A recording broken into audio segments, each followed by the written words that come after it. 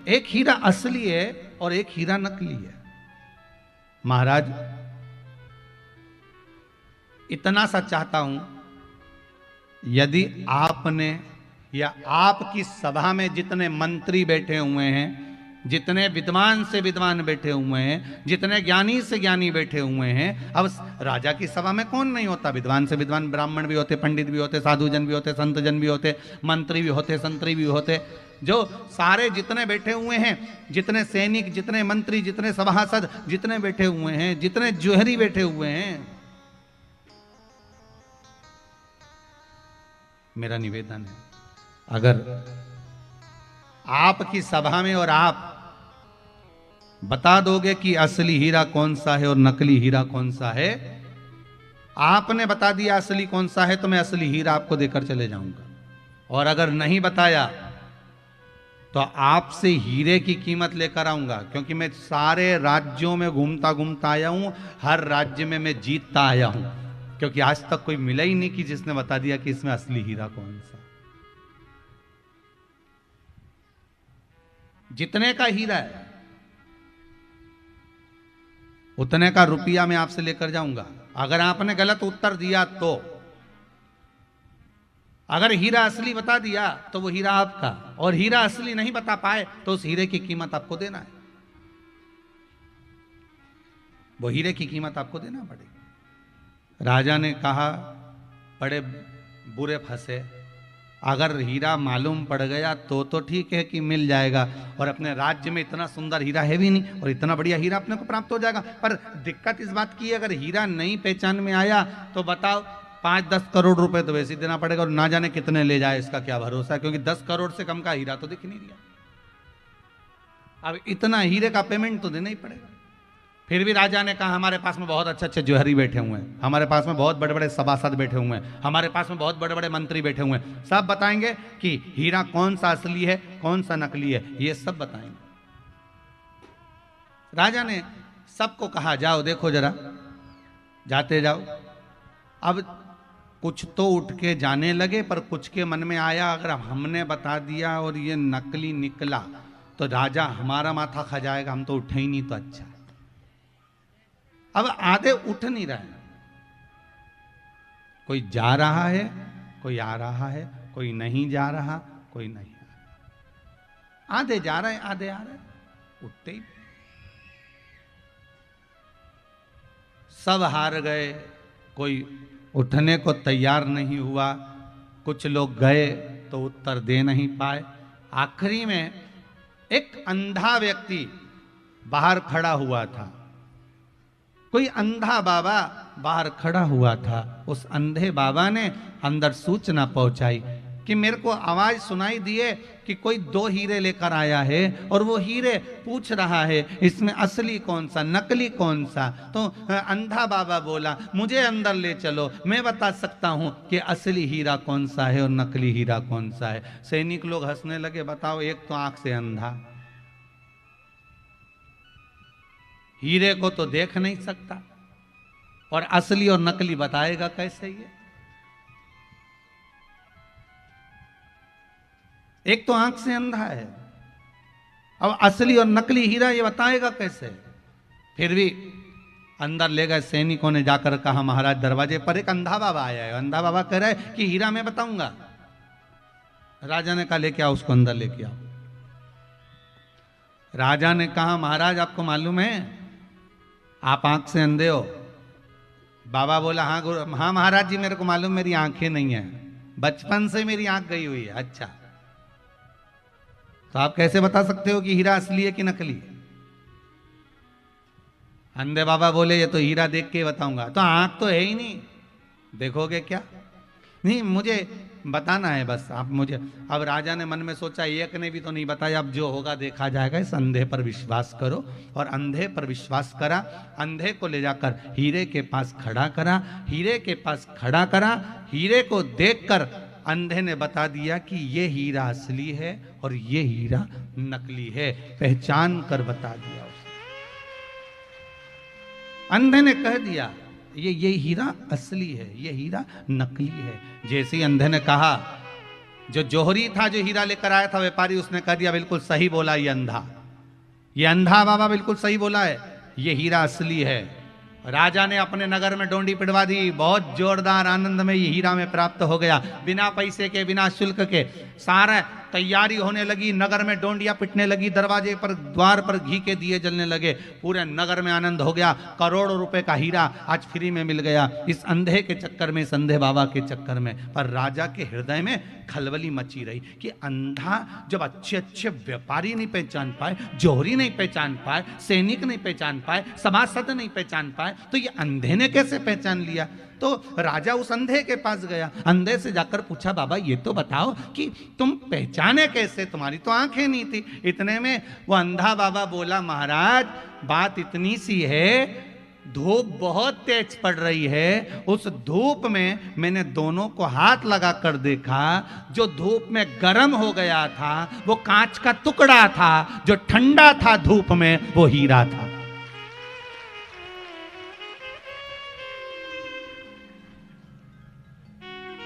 भारी से भारी धूप में भी कांच गर्म हो जाता है, भारी से भारी तपन में भी, भारी से भारी धूप में कांच गर्म हो जाता है, पर भारी से भारी धूप में हीरा कभी गर्म नहीं होता, हीरा हमेशा ठंडा की ठंडा रहता है। शिव महापुराण की कथा यही कहती है कि दुनिया में कितना भी दुख आए, कितनी भी तेज गर्मी पड़े, दुख की, गर्मी काई की, दुख की, धूप काई की, दुख की, तकलीफ कितनी भी आए, दुख कितना भी आए, तकलीफ कितनी भी रहे, कष्ट कितना भी आए, रोग कितना भी बढ़ जाए, बीमारी कितनी भी आए, पर शिव महापुराण की कथा कहती है कि तुम्हारे चेहरे पर क्रोध नहीं आना चाहिए। समझ जाना कि तुम कांच के हो। अगर तुम्हारा चेहरा ठंडक है, तुम्हारे मुख पर राम नाम, कृष्ण नाम, शिव नाम समाया है, तुम्हारे भीतर भगवान अगर समाया है, तो तुम्हारे चेहरे की रौनक नहीं गिरना चाहिए। समझ लेना कि तुम असली हीरे हो। असली और नकली की पहचान करना, ये हीरा की कथा कहती है। हीरे की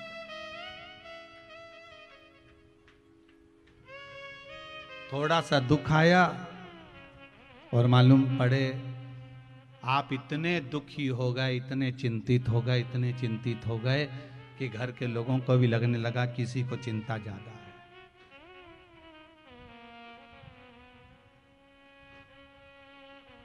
देने वाला परमात्मा है, लेने वाला परमात्मा है।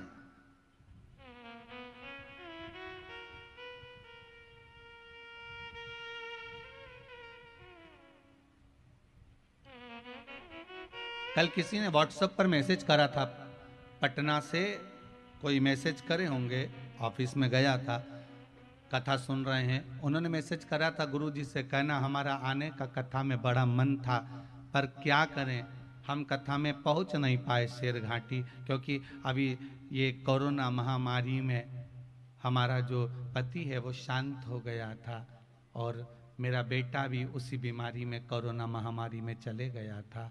दुख तो इस जीवन में इतना है, पर क्या करें, हम आते कथा में पर हम कैसे आए, बड़ा दुख हमारी जिंदगी में आ गया। अगर वो कथा सुन रहे हैं, पटना में बैठकर भी अगर इस कथा को सुन रहे हैं, तो उनसे निवेदन करूंगा, देने वाला भी मेरा महादेव है और लेने वाला भी महादेव है। आप इस विचार से अब हट जाइए कि क्या था, क्या गया, क्या पाया, क्या खोया, ये विचार नहीं करना हमको। एक व्यापारी रोज विचार करता था, एक व्यापारी के मन में रोज विचार आता था कि मेरा बेटा बड़ा हो गया, काम कैसे करेगा, धंधा कैसे करेगा, व्यापार कैसे करेगा, व्यवसाय कैसे करेगा। एक व्यापारी कोई भी होगा, अगर व्यापार करने वाला व्यक्ति है तो उसको बच्चों का बड़ा टेंशन रहता है। और कितने मरे सांप कोरोना महामारी में, विचार करिएगा जरा, कितने मरे कोरोना महामारी में, ढेर। ना जाने कितनों को टेंशन होगा कि आगे मेरे बच्चों का होगा क्या।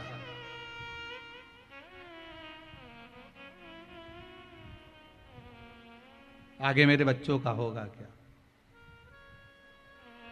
सीहोर कुबेरेश्वर धाम पर तो एक बेटी मिलने के लिए आई थी, वो बेटी के शब्द थे, छोटी सी बेटी थी, लगभग होगी 20-22 साल की, 19-20-22 साल की। वो बेटी आंखों में जल भर कर कहती है कि अब पिता भी नहीं रहे, कोरोना महामारी में मेरे चाचा भी नहीं रहे। कोरोना महामारी में मेरी एक बहन है छोटी और एक छोटा भाई है 6 साल का, और एक चाचा का लड़का है 3, साढ़े 3, 4 साल का, ऐसा कुछ उसने बताया था। गुरुदेव, परिवार में कोई कमाने वाला नहीं है। वो भी जॉब करते थे, नौकरी करते थे प्राइवेट, उसमें कुछ मिला नहीं। अब हम बस बाबा के भरोसे। हमने उस बेटी से एक ही बात कही, अगर बाबा ने लिया है तो रास्ता खोलने वाला भी बाबा ही रहेगा। अगर बाबा लिए हैं तो रास्ता खोलने वाला भी बाबा ही रहेगा। आपसे भी निवेदन है, अगर कोई गया है उसका दुख नहीं मनाना। हो गया ना दुख, आपने मना लिया ना उतने दिन का, उसके बाद तो आप राहें खोलिए, भगवान का भजन करिए, स्मरण करिए, संकीर्तन करिए, कुछ कर्म अपने जीवन में श्रेष्ठ कर कर जाना, जिससे अगर भगवान ने आपको मौका दिया है परिवार को पालने का, परिवार को साधने का, तो कुछ अपने जीवन में ऐसा कर्म कर कर जाना कि परिवार का नाम कुछ आपके नाम से जुड़कर आपके पूर्वजों को भी स्मरण होता रहे कि मेरे घर के व्यक्ति ने फिर संभाल लिया इस परिवार को, फिर संभाल। क्या रोना उसको?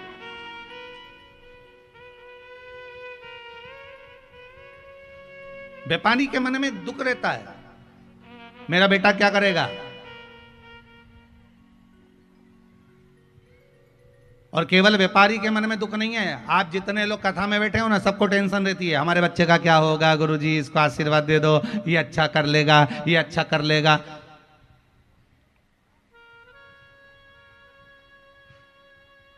जो भी आया, अगर किसी गुरुजी के पास जाके पूछती है ना माताएं, तो यही कहती है, इसको आशीर्वाद दो ना गुरुजी, ये कुछ करे, ये बेटी को आशीर्वाद दो ना गुरुजी, ये कुछ करे, पुत्र को आशीर्वाद दो, ये कुछ करे।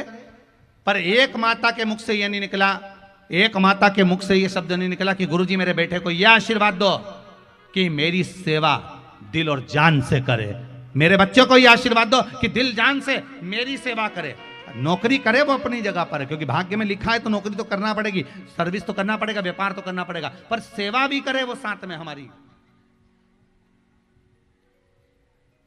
बनाओ बेटों को डॉक्टर बनाओ, तुम बेटों को इंजीनियर बनाओ, तुम बेटों को कलेक्टर बनाओ, एसपी बनाओ, डीएसपी बनाओ, जज बनाओ, तुम बेटों को जो मर्जी पड़े सब बनाओ। पर शिव महापुराण की कथा कहती है इन सब से पहले बेटों को संस्कारित बनाओ, नहीं तो तुम्हें 2 रोटी कौन देगा, जरा विचार करिएगा। सबसे पहले बच्चों को संस्कारित बनाओ। हम अपने बच्चों को, प्रत्येक माता पिता बच्चे को राम बनाने की चेष्टा करते हैं और 20 दिन की कुसंगति बेटे को रावण बना देती है। आप बनाओ बच्चों को, मना नहीं, आप जो बनाना चाहते हो बनाइए, पर बेटे को सबसे पहले संस्कारित बनाने का प्रयास करिए, इनको संस्कार दीजिए।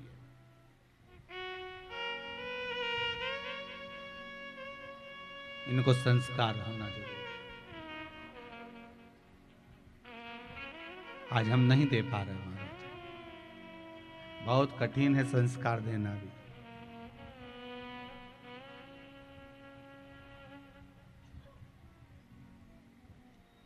छोड़ दो उस परमात्मा पर। एक व्यापारी सोचता रहता था कि बच्चों का क्या होगा, क्या होगा, क्या होगा, क्या होगा। पर एक दिन पिता को अटैक आ गया, हार्ट अटैक आ गया, हॉस्पिटल में भर्ती करा।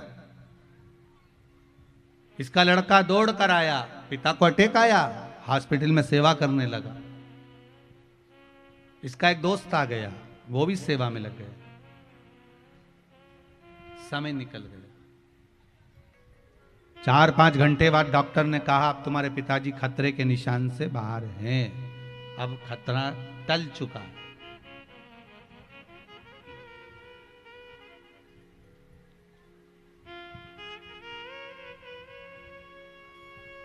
दोनों व्यापारी का लड़का और दोस्त बाहर गए, आइसक्रीम खाने लगे। मित्र ने कहा तुझे टेंशन नहीं हो रही, तेरे पापा को अटैक आ गया, अब ना जाने क्या होगा, तेरा व्यापार कैसे चलेगा, क्या होगा क्या नहीं होगा, तेरे को चिंता नहीं, तेरे को टेंशन नहीं, और तू यहां आइसक्रीम खा रहा है। उस व्यापारी के लड़के ने कहा कि मैंने शिव कथा में सुना है कि जन्म देने वाला देव अधिदेव महादेव है, पेट उसने दिया है तो भरेगा भी वही, भूखा नहीं रख सकता। जब पैदा नहीं हुआ था तो माता के स्तनों में दूध दिया था उसने मेरा पेट भरने के लिए, फिर क्यों गम करूं मैं? किस बात का मैं दुख करूं? किस बात का? देगा, बस हमें उसको पहचानना है, हमें उसकी पहचान करना है। और जिस दिन हमें उसकी पहचान हो गई, एक बार हमने परमात्मा को पहचान लिया, पर उसको पहचानोगे कैसे कि वो कब आता है, कब जाता है, कब क्या कर जाता है, भरोसा नहीं, विश्वास नहीं। अभी इन पत्रों में, इतने पत्रों में ढेर सारी बातें लिखकर भेजी हमारा, पर यहाँ एक माँ ने लिखा है, साधना जी चौधरी हैं, मुजफ्फरपुर से आई हैं। इन्होंने लिखा है, गुरुदेव हमारी बहन की चचेरी सास की तबीयत बहुत खराब थी, डॉक्टर जवाब दे दिए थे। उस समय पर कहाँ बैठी हैं ये साधना चौधरी मुजफ्फरपुर से, माइक दीजिए जरा।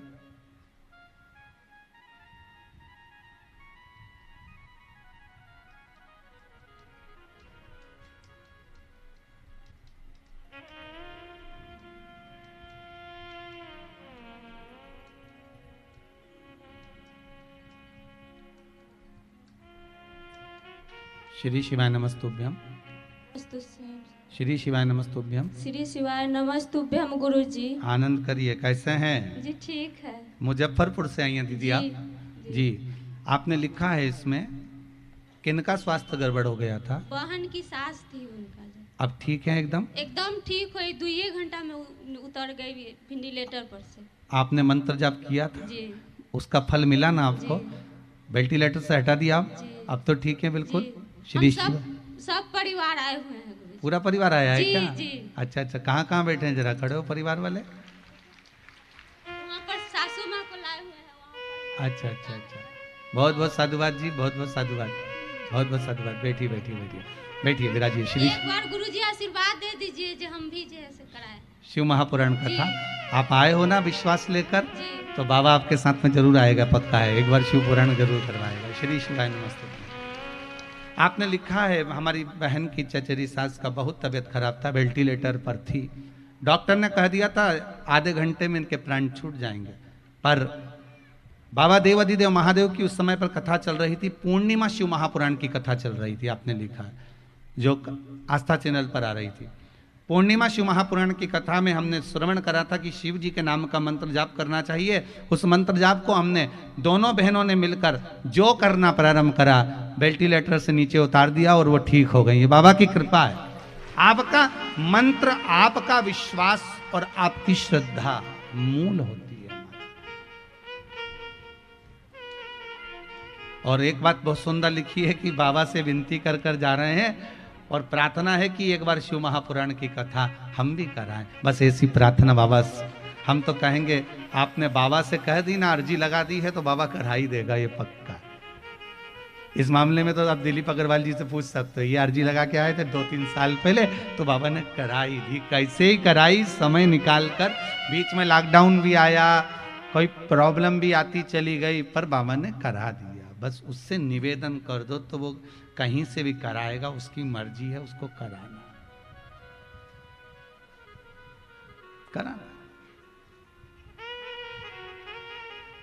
उसका मन।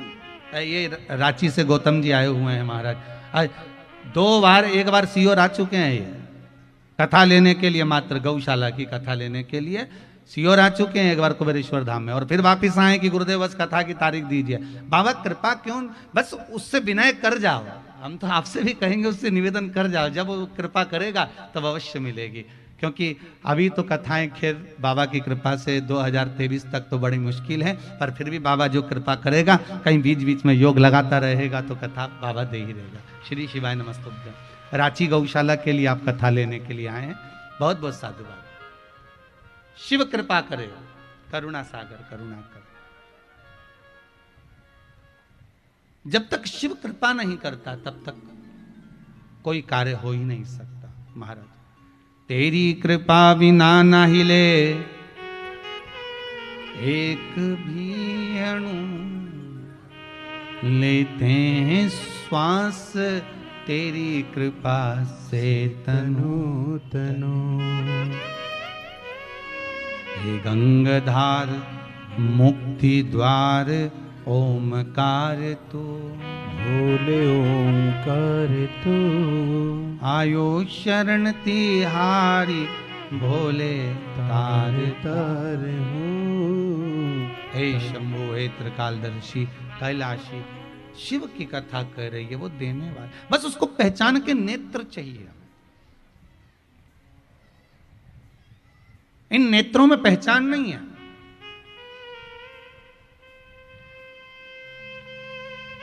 इन नेत्रों में जिस दिन पहचान आ जाएगी ना, उस दिन जीवन सार्थक हो जाएगा। पत्नी पति को नहीं पहचान पाती। एक पति पत्नी बगीचे में घूम रहे थे, गार्डन में घूमते घूमते सामने से कुत्ता आ गया। अब कुत्ता आया, पत्नी को लगा ये मुझे काट खाएगा। दोनों पति पत्नी पीछे हुए, कुत्ता और आगे बढ़ा, दोनों पति पत्नी और पीछे हुए, कुत्ता और आगे बढ़ा, पति पत्नी दोनों पीछे हुए। पति को लगा ये कुत्ता मेरी पत्नी को ना काट खाए। अगर ये कुत्ता मेरी पत्नी को काट गया तो बच्चों का टिफिन कौन बनाएगा, स्कूल कौन भेजेगा, काम कौन करेगा? काम कौन करेगा, टिफिन कौन बनाएगा? तो ये कुत्ता मेरी पत्नी को नहीं काटना चाहिए। तो जैसे कुत्ता दौड़कर इनकी ओर आया, इसने पत्नी को गोदी में ले लिया कि कुत्ता मुझे काट ले पर मेरी पत्नी को नहीं काटना चाहिए। और उसने अपनी पत्नी को गोदी में लिया, जैसे ही गोदी में उठाया कुत्ता भाग गया। और कुत्ता भागा, इसने पत्नी को नीचे उतारा। पत्नी को जैसे ही नीचे उतारा, इतने में तो पत्नी क्रोध में लाल हो गई और गुस्से में लाल होकर बोली, तुम्हें अक्ल है थोड़ी बहुत? दुनिया के लोग कुत्ते को भगाने के लिए पत्थर उठाते हैं, तुमने मुझे उठा लिया, तुमने मुझे उठा लिया। अब बेचारे ने अच्छे के लिए उठाया था कि इसको नहीं काटे, पर वो नहीं समझ पाई। उसमें इतनी विवेकता, उसकी दृष्टि में वो भाव प्रकट ही नहीं हुआ। बस यही हमें लगता है। हमें लगता है कि हम घर चला रहे हैं, हमें लगता है हम परिवार चला रहे हैं, हमें लगता है कि हम कमा रहे हैं, हमें लगता है कि हम कथा करवा रहे हैं, हमें लगता है कि हम कथा वाच रहे हैं, हमें लगता है कि हम कथा सुन रहे हैं। तो ये हमारा भ्रम है, मात्र भ्रम, इससे ज्यादा कुछ नहीं।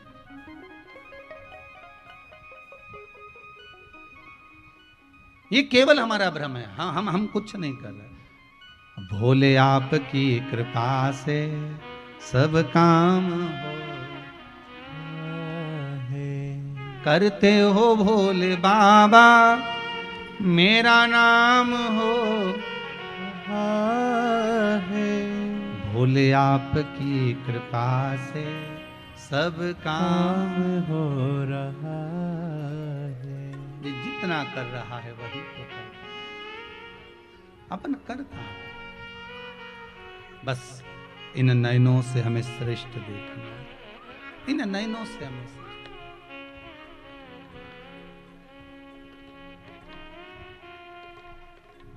बाबा को तो केवल एक निवेदन कर सकते हैं, हे शंभु, हे शंकर, आपके लिए हूं, आपका हृदय है, आप पधार।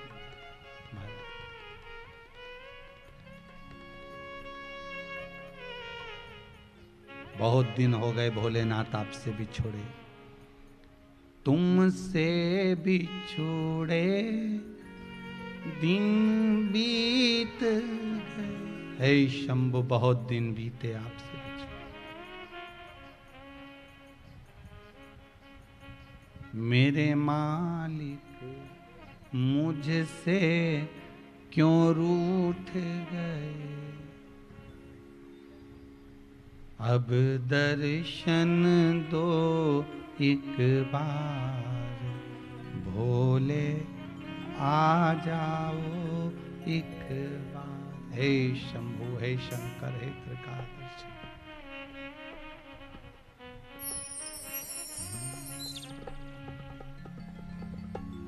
मेरा श्री वैष्णव परिवार, भोले आ जाओ एक बार।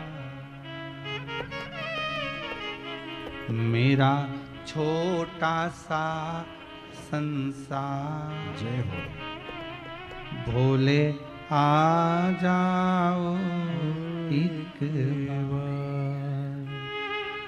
तू मेरा है, मैं तेरा हूँ, मैं तो जन्म जन्म से तेरा हूँ।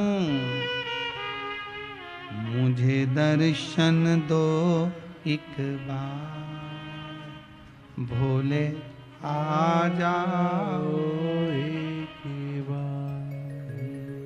मेरा छोटा सा परिवार, भोले आ जाओ एक बार।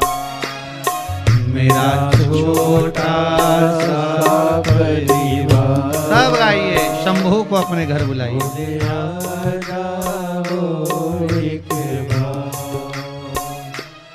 मेरा छोटा सा परिवार, भोले आ जाओ एक बार।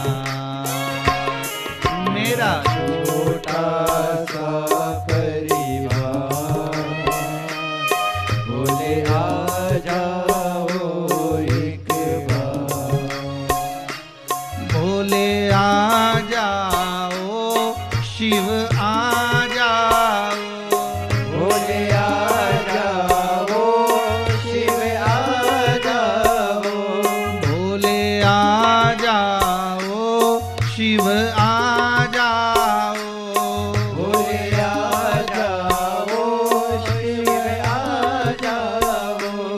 मेरा छोटा सा परिवार, भोले आ जाओ एक बार।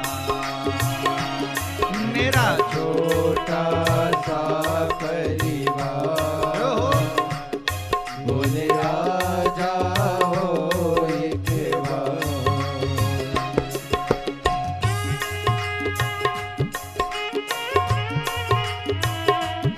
शंभु, ताली बजाने से पाप निकल जाता, जो नहीं बजाता पड़ोसी का पाप निकल के उसमें भरा जाता, इसलिए ट्रांसफर करते रहिए दोनों हाथों से।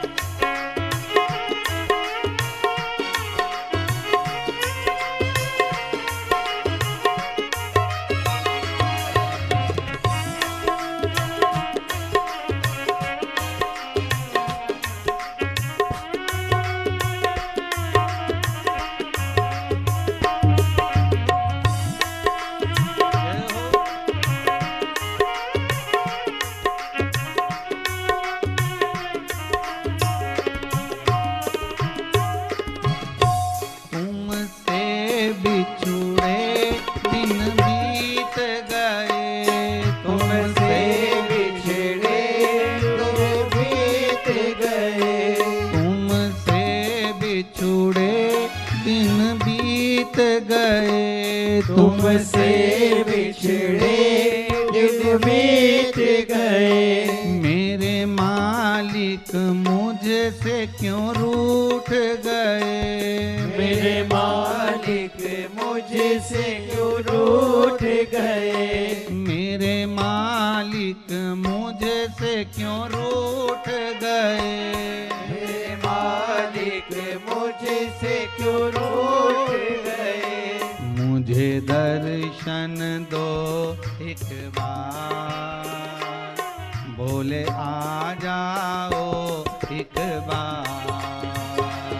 मुझे दर्शन दो एक बार।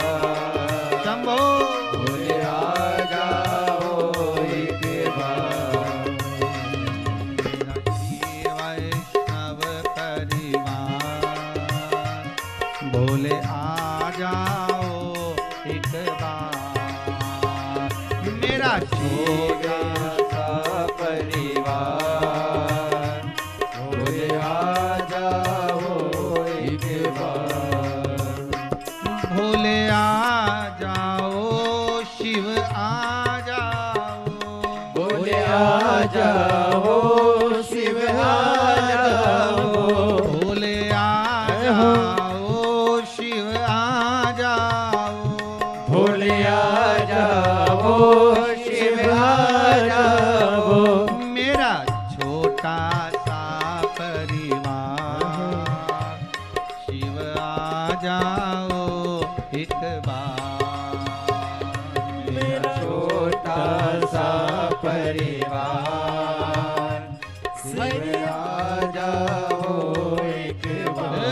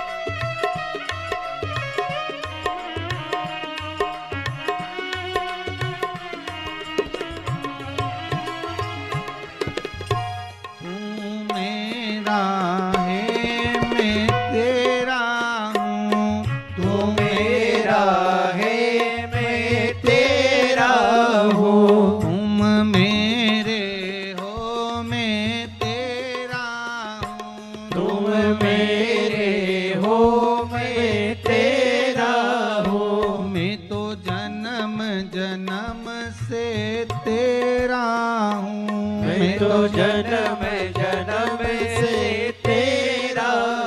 तेरा हूँ। मैं तो जन्म जन्म से तेरा हूँ। मैं तो जन्म जन्म से तेरा हूँ।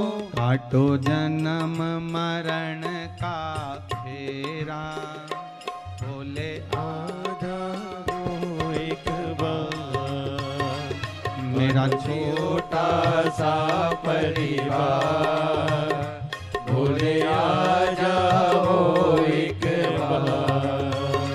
मेरा छोटा सा परिवार, बोले आ जाओ एक बार मेरा छोटा सा परिवार, भोले आ जाओ एक बार। भोले आ जाओ, शिव आ जाओ, भोले आ जाओ, शिव आ जाओ। भोले आ जाओ, शिव आ जाओ, भोले आ जाओ, शिव आ जाओ। मेरा छोटा सा परिवार, भोले आ जाओ एक बार।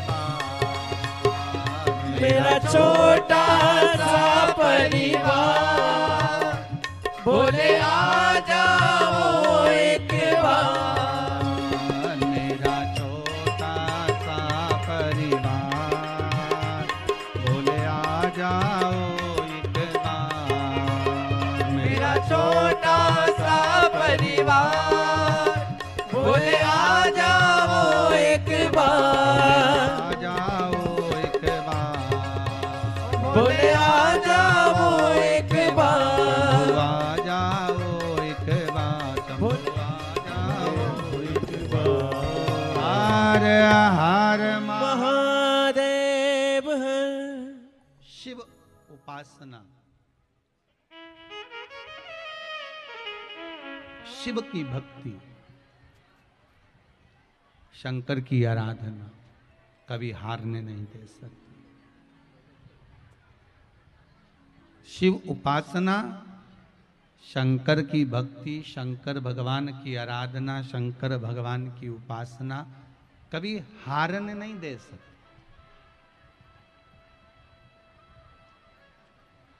कभी नहीं हारने देगी। महाराज, अगर शिव भक्ति में लगे हो तो यह विश्वास रखना कि आप कभी हार नहीं सकते, विजय निश्चित है, विजेता निश्चित है। कुछ माताओं ने अपना अपना भाव लिखा है पत्र में। किसी ने लिखा है कि मुझे ये कष्ट है, किसी ने लिखा है ये कष्ट है। उसका निवारण कैसे होगा? एक बात आपको फिर कह दें, बहुत ध्यान से सुनिएगा।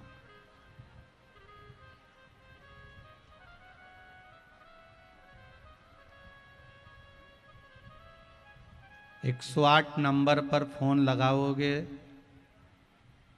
तो एम्बुलेंस आती कि नहीं आती? अरे बोलो तो, आती है। 108 पर आपने फोन लगाया तो पुलिस भी आ जाती है, एम्बुलेंस भी आ जाती है, डॉक्टर भी आ जाता है, गाड़ी आके खड़ी हो जाती है। और यदि 108 बार श्री शिवाय नमस्तुभ्यम का जाप करोगे तो देवाधिदेव महादेव आएगा कि नहीं आएगा? ये विचार करिएगा थोड़ा सा। जब एम्बुलेंस आ सकती है 108 फोन लगाने पर, तो 108 बार उसका स्मरण करने पर तुम्हारा दुख नहीं मिटेगा क्या? आप जो कष्ट है जीवन में, दुख है, तकलीफ है, रोग है, बीमारी है, घर में कोई प्रॉब्लम है, हमें 10 जगह पर नहीं भटकना, हमें कहीं जाकर बोलना नहीं, हमें तो केवल शिव का भजन करना। एक लोटा पानी शंकर जी पे ले जाकर चढ़ा देना है। वो कहते हैं एक लोटा पानी और महादेव सबसे बड़ा दानी। बस इतना याद रखो, एक लोटा पानी चढ़ाया और दानी ने तुम्हारे ऊपर दान करना प्रारंभ कर दिया। फिर कोई टेंशन है ही नहीं। अब चिंता करने की अब जरूरत क्या है? अब टेंशन लेने की जरूरत क्या है? आप तो केवल एक लोटा पानी चढ़ाने का नियम जरूर बनाओ। कोई ना कोई अगर तुमने नियम बनाया है ना, तो वो नियम तुम्हारा अगर है तो शिव उसको साथ लेगा। नियम होना जरूरी है, कुछ भी नियम बनाओ पर बनाओ। एक कथा पहले कही थी, आप लोगों को ध्यान में होगा। एक गुरुजी ने अपने चेले से कह दिया, नियम ले कोई सा भी, ले नियम। तो क्या गुरुजी मैं नौकरी करूं, सर्विस करूं, काम करूं, व्यापार करूं कि तुम्हारा नियम लो? नियम तो लेना पड़ेगा। कोई भी एक नियम बना ले। तो उसने सोचा नियम क्या लूं? तो उसने नियम लिया कि मेरे पास में एक कुम्हार का घर है, और कुमार का घर है तो वो मटका बनाता है, सुरई बनाता है। तो मैं एक काम करता हूँ, मेरे बिल्कुल बाजू में ही तो रहता है। एक नियम मंदिर जाने का नियम बनाऊंगा, जा पाया नहीं जा पाया।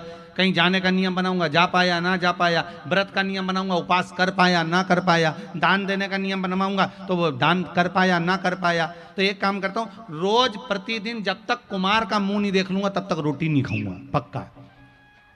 अब कुमार का मुंह देखूंगा तब मैं रोटी खाऊंगा।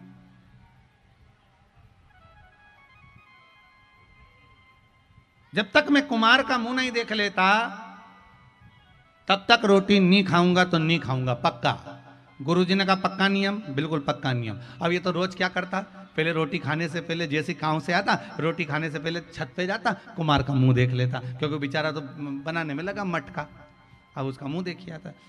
3 महीने निकल गए, 4 महीने निकल गए, 5 महीने निकल गए, 6 महीने निकल गए, 7 महीने निकल गए। उसका नियम पूरा चलता रहा। एक दिन क्या हुआ, कुमार कहीं चले गया और ये रोटी खाने आया। अब वो कुमार दिखा ही नहीं। अब वो कुमार को ढूंढा, उसके घर गया। क्यों भाभी, ओ भाऊजी, ओ भाभी। भाभी जी बोली क्या बात है भैया, क्यों वो भैया कहाँ गए, कुमार भैया? तो क्या वो तो मिट्टी लेने गए, मिट्टी खोदने के लिए, मटके के लिए। अच्छा, बर्तन बनाने के लिए मिट्टी लेने गए। कहाँ गए? कि उधर गए। अब इसको भूख भी तेज लग रही, इसने ढूंढने निकला, गया। अब वहाँ जहाँ कुमार मिट्टी खोद रहा था वहीं पे उसको एक सोने का हंडा निकल गया। हंडा निकला और इतने में ये पहुंच गया। अब इसने तो हंडा मंडा तो देखा नहीं, क्योंकि इसको भूख तेज लग रही थी। इसने कुमार का मुंह देख लिया, दूर से देख लिया। देखते सी बोला देख लिया और भाग गया। अब कुमार को लगा कि इसने सोने का हंडा देख लिया, और देख लिया तो ये राजा के पास जाएगा, और राजा के पास जाकर कह देगा तो पूरा सोना भी चले जाएगा। कुमार इसके पीछे भागा दौड़कर, ये आगे भागा, क्योंकि इसको भूख लग रही थी। इसको नहीं मालूम कि सोने का अंडा मिला है, इसने तो बस क्या देख लिया, और ये भागा। अब कुमार इसके पीछे, ये आगे भागते ये सीधे पहुंच गए घर पे। ये रोटी खाने बैठा, कुमार इसके पीछे दौड़कर पहुंचा हंडा लेकर, और कपड़े में ढका हुआ। भैया देख लिया ना तूने? हाँ देख लिया। तो एक काम कर, आधा तू रख ले, आधा मैं रख लूं। इतने में उसने पूछा क्या आधा? उसने कपड़े में से खोल के बताया, ये सोने का हंडा निकला था और तूने देख लिया। इतने में उसने मन में सोचा, बताओ, मेरे गुरुजी ने कहा था एक नियम बना ले तेरा उद्धार हो जाएगा। मैंने नियम बनाया था मुंह देखने का, मालूम पड़े सोना आधा मिल गया। केवल एक नियम बना लो कि 1 लोटा पानी शंकर जी के मंदिर में रोज जाके जम के तो बोलो चढ़ाना है। तुम तो कोई भी एक नियम बना लो, कोई भी एक नियम बनाओ ना, तुम्हारा मन पड़े वो नियम बनाओ। पहले की माताओं का एक नियम था, पति के चरणों को रोज दबाऊंगी। आज के जमाने में तो गला दबा दे।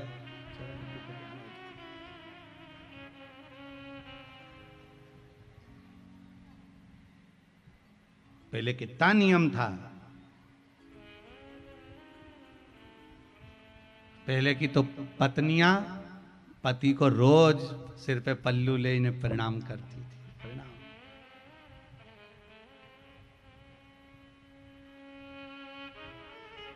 आप में से कितनी माताएं जो अपने पति को रोज प्रणाम करती है? हाथ उठाना। अरे एक हाथ तो उठा लो री। 1 2 3 4 5 6 7 8 9 10 बस 10 11 11:30। नहीं, वो 11:30 इसलिए उठाया था, गिरा दिया, मैं समझ लिया छठ पे पड़ती होगी। इतनी तो समझे हो, और करवा चौथ और छठ बस इस पे जरूर पढ़ लेती होगी। और किसी ने तो पड़ोसी का देख के उठा दिया होगा है। तुम कम पढ़ोगे, देखा देखी में काम बिगड़ जाता है। देखा देखी तो कभी करना ही मत। पड़ोसन हाथ उठाए तो उसको देखकर कभी मत उठाना। देखा देखी में काम बिगड़ गया था। एक बार कक्षा 8वीं का पेपर, 8th क्लास का एग्जाम, कक्षा 8वीं का पेपर लिखने के लिए आ गया। दिल्ली की सबसे बड़ी मीनार का नाम लिखो। आगे वाले ने लिख दिया दिल्ली में कुतुब मीनार है। पीछे वाले ने आगे वाले का देखकर लिख दिया दिल्ली में कुतिया बीमार है। देखा देखी में काम बिगड़ जाता है, इसलिए देखा देखी तो करना ही मत ही हो। प्रणाम करना चाहिए। नियम तो नियम है, कोई भी एक नियम बना लो कि मैं प्रणाम करूंगी, नियम बनाओ तुम तो। नियम होना चाहिए, बना लो। आज से तुम भी एक नियम बना लो। देखो पाँव पड़ने में फायदा तुम्हारा ही है। पहली पहली बार तुम जब पाँव पड़ोगी ना तो ये पक्का है कि वो भी तुम्हें 500 का नोट तो देगा, पक्का। ये पक्का है कि मिलेगा तो सही, कुछ तो बना लो एक नियम ऐसा। प्रणाम करने में कुछ थोड़ी ना जाता है, नमन करने में कुछ जाए, कुछ ज्यादा कोई नियम नहीं बने तो 1 लोटा पानी मुझे शिव जी को चढ़ाना।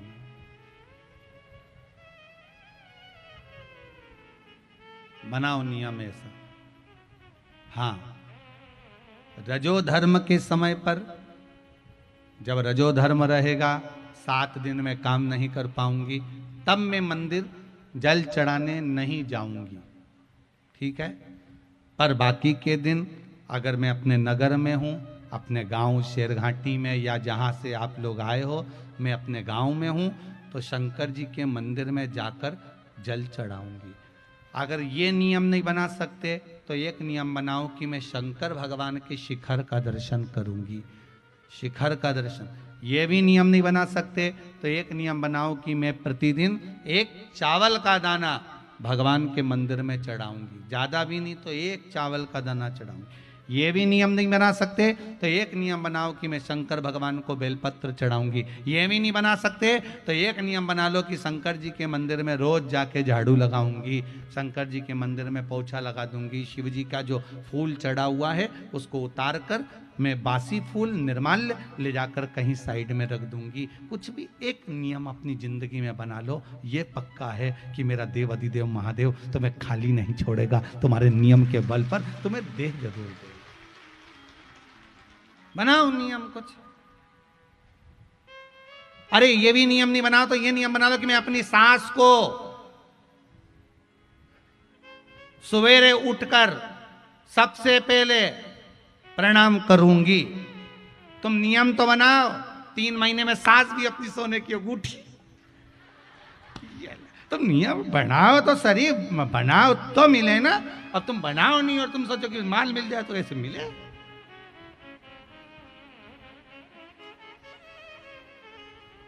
कौन मिलने वाला है?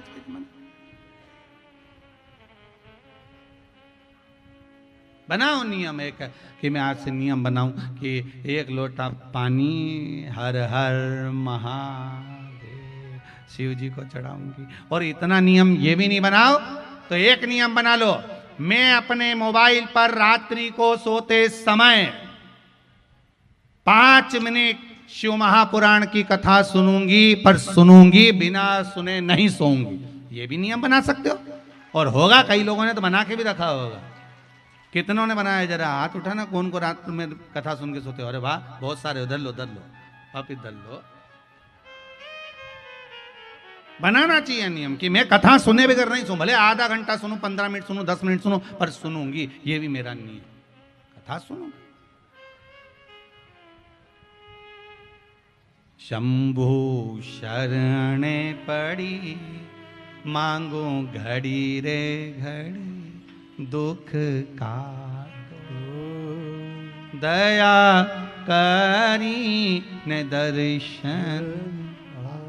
आपका नियम अगर है तो भगवान उसको निभा देता है। आप नियम बनाइए। शिव महापुराण की कथा कहती है महाराज, शंकर का चरित्र कहता है।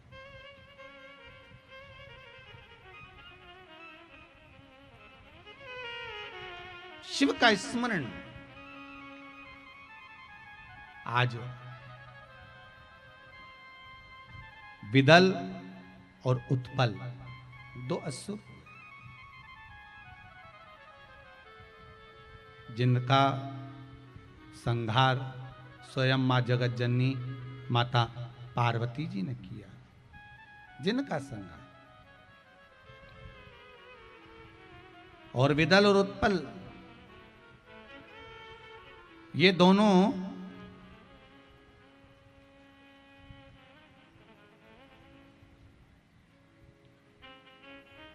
बड़े उपद्रवी थे।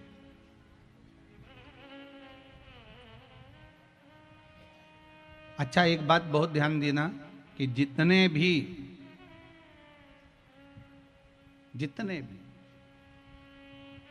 असुर हुए, राक्षस हुए, इन्होंने कहीं ना कहीं भगवान की भक्ति को भी प्राप्त करा। अब ये आपके पास में गयासुर था तो असुर ही, पर प्रबल था। कितना प्रबल, उसकी प्रबलता कितनी श्रेष्ठतम थी, जरा विचार करिएगा। ये गयासुर, जिसकी छाती पर भगवान यज्ञ करना चाहते हैं, हवन यज्ञ करना चाहते।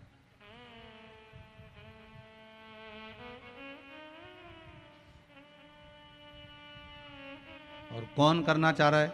ब्रह्मदेव।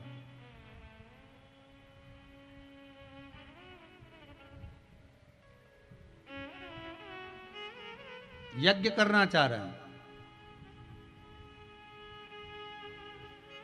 और ब्रह्मा जी ने यह विचार करा कि इस गयासुर की छाती पर ही यज्ञ क्यों करना चाहते हैं? आखिर क्या था ऐसा गयासुर में? गयासुर में इतना बल आखिर क्या था? शिव महापुराण की कथा कहती है, विष्णु पुराण कहती है महाराज, स्कंद पुराण वर्णन करती है कि यह गयासुर कोई साधारण नहीं था। जितना उपद्रवी था उतना भजनावली था। जैसे तारकासुर था वैसा ही गयासुर था।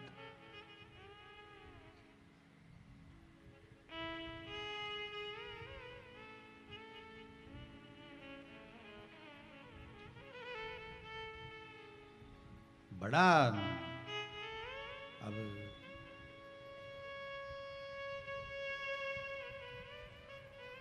गयासुर की छाती पर यज्ञ, हाँ, तो भगवान नारायण के पास खबर पहुंची कि ब्रह्मा जी ने कहा मुझे गयासुर की छाती पर यज्ञ करना। तो भगवान नारायण ने पूछा तुम्हें और कोई जगह नहीं मिल रही जो गयासुर की छाती पर यज्ञ करोगे? नहीं नहीं नहीं नहीं, गयासुर की छाती पर यज्ञ करना है। पर आपको मालूम है कि गयासुर राक्षस है, और राक्षस की छाती पर यज्ञ करोगे तो कोई सुख मिलने वाला है क्या? किसी का कल्याण होने वाला है क्या? आप चिंता मत करो प्रभु। सबसे पहले मैं गयासुर की छाती पर अगर यज्ञ करूंगा तो पहले अमृत से इसको लीपूंगा।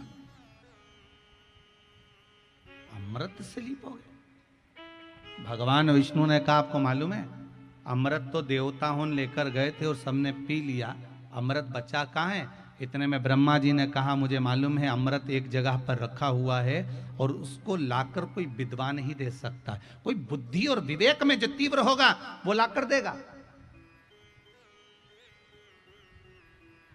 और बुद्धि और विवेक में तीव्र कौन हो सकता है? तो इतने में ब्रह्मदेव ने कहा आप चिंता मत करो, दुनिया का सबसे सुंदर पक्षी, दुनिया का सबसे अच्छा बोलने वाला पक्षी, दुनिया का सबसे मीठा बोलने वाला पक्षी,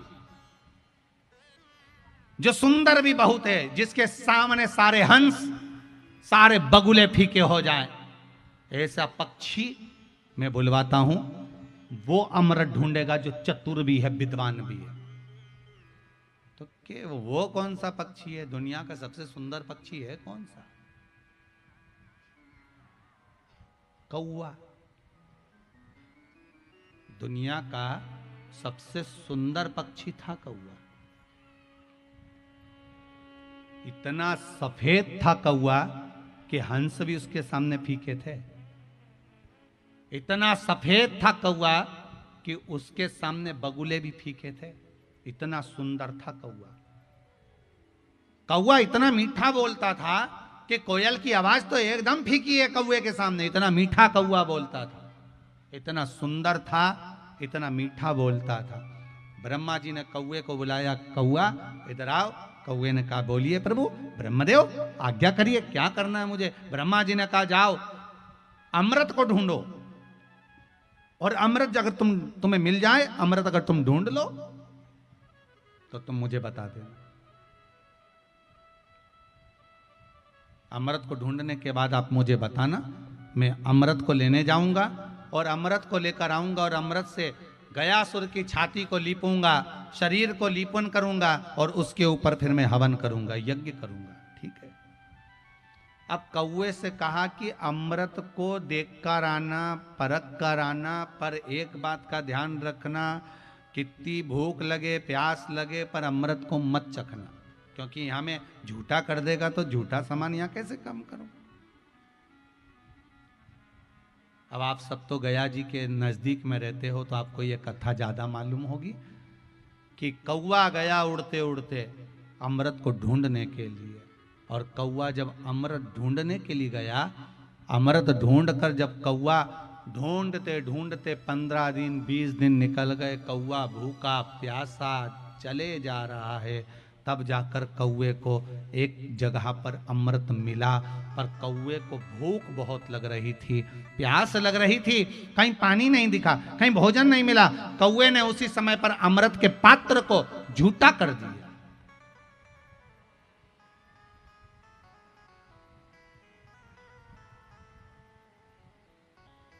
अपनी चोंच को उसने अमृत को लगा दिया, वापिस आया। ब्रह्मा जी ने पूछा, क्यों कौवे? ए कौवे, अमृत मिला? हाँ प्रभु, अमृत मिल गया, मैं देखिए आया, वहां रखा है। बहुत थक गया था मैं, बहुत भूख लग रही थी मुझे, इसलिए मैंने उस अमृत को थोड़ा सा पी लिया, झूठा कर लिया मैंने उसको। ब्रह्मा जी को क्रोध आ गया और ब्रह्मा जी ने श्राप दे दिया, रे कौवे, तो इतना सफेद होकर तूने ऐसा काला काम करा है, मैं तुझे श्राप देता हूं कि तू काला हो जा। तूने अमृत को झूठा करा है, इतनी मीठी वाणी बोलने वाले ने मेरे साथ कपट करा, छल करा, मैं तुझे श्राप देता हूं कि तेरी वाणी कर्कश हो जा, तेरी वाणी बेकार हो जा।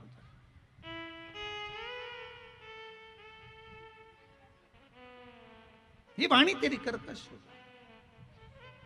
एक बात बहुत अपनी जिंदगी में उतार कर रखिएगा साहब,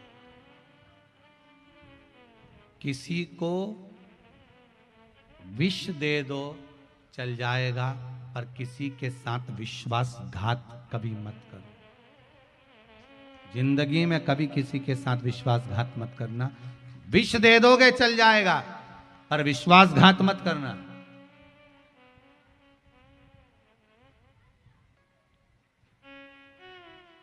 जिसने आपके लिए अपना पूरा सर्वस्व लुटा दिया, जिसने आपके लिए अपनी पूरी जिंदगी दे दी, सारा सुख, सारा वैभव, सारा धन दौलत आपके ऊपर लुटा दिया हो, ऐसे व्यक्ति से कभी भी कपट मत करना, छुपाना मत, छल मत करना और बेईमानी मत करना, विश्वासघात कभी मत करना। वो जीवन में आपको बार बार रुलाएगा अगर आपने विश्वासघात किया है। वो जिंदगी भर रुलाएगा आपको, वो विश्वासघात करा हुआ। जब जब याद आएगी, जब जब स्मरण होगा, तब तब आंखों में से जल बहेगा कि मैंने विश्वासघात कर दिया, मुझे नहीं छुपाना था, मुझे नहीं बताना, मैंने ये गलत कर दिया। वो चुभेगा, बारंबार चुभेगा। विष दो, विश्वास कर। कौवे, तूने झूठा कर लिया, मैंने तेरे को केकर भेजा था कि झूठा मत करना, तूने झूठा करा, तेरी वाणी कर्कश हो जाए, तू काला हो जा, जा मेरा श्राप है। कौवा काला हो गया, वाणी कर्कश हो गई। गए ब्रह्मदेव, फिर अमृत लेकर नहीं आए। ब्रह्मा जी गए कामधेनु के पास में। ब्रह्मा जी कामधेनु के पास में जाकर निवेदन करे, कामधेनु तेरा गौमूत्र मुझे प्रदान कर, जो गंगा के अमृतमय तुल्य के भाव के बराबर है। और गौमूत्र को ले जाकर फिर गयासुर की छाती पर लीपन करा। लीपन कर कर फिर हवन प्रारंभ करा। गयासुर का पुण्य इतना प्रबल था, असुर था पर पुण्य की प्रबलता थी, इसलिए ब्रह्मदेव ने सोचा कि मेरी सत्ता नीचा ना दब जाए, इसलिए गयासुर की छाती पर जो हवन करना प्रारंभ करा। गयासुर की छाती जब अग्नि के भाव से जलने लगी, तड़फन उत्पन्न होने लगी, तब भगवान विष्णु को लगा कुछ करना पड़ेगा। भगवान विष्णु ने आकर अपना चरण रखा। गयासुर को ठंडक महसूस हुई।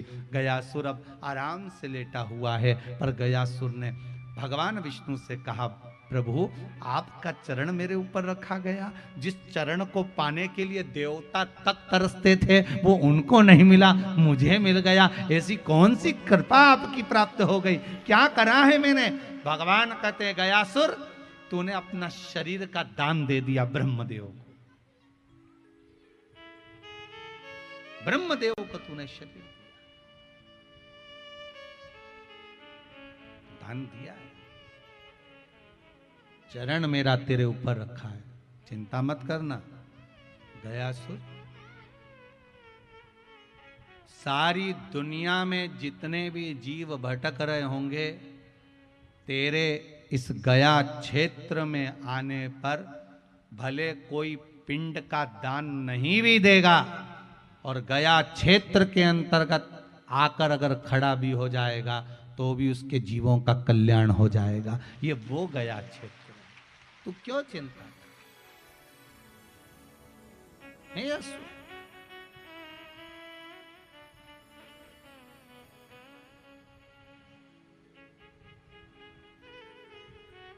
होता है ऐसे। विदल और उत्पल ने, विदल और उत्पल दोनों असुर हैं, पर इनका भजन बड़ा प्रबल था। भजन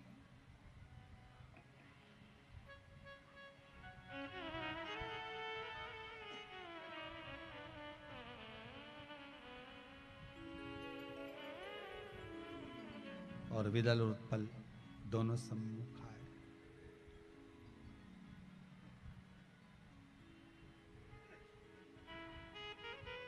महाराज,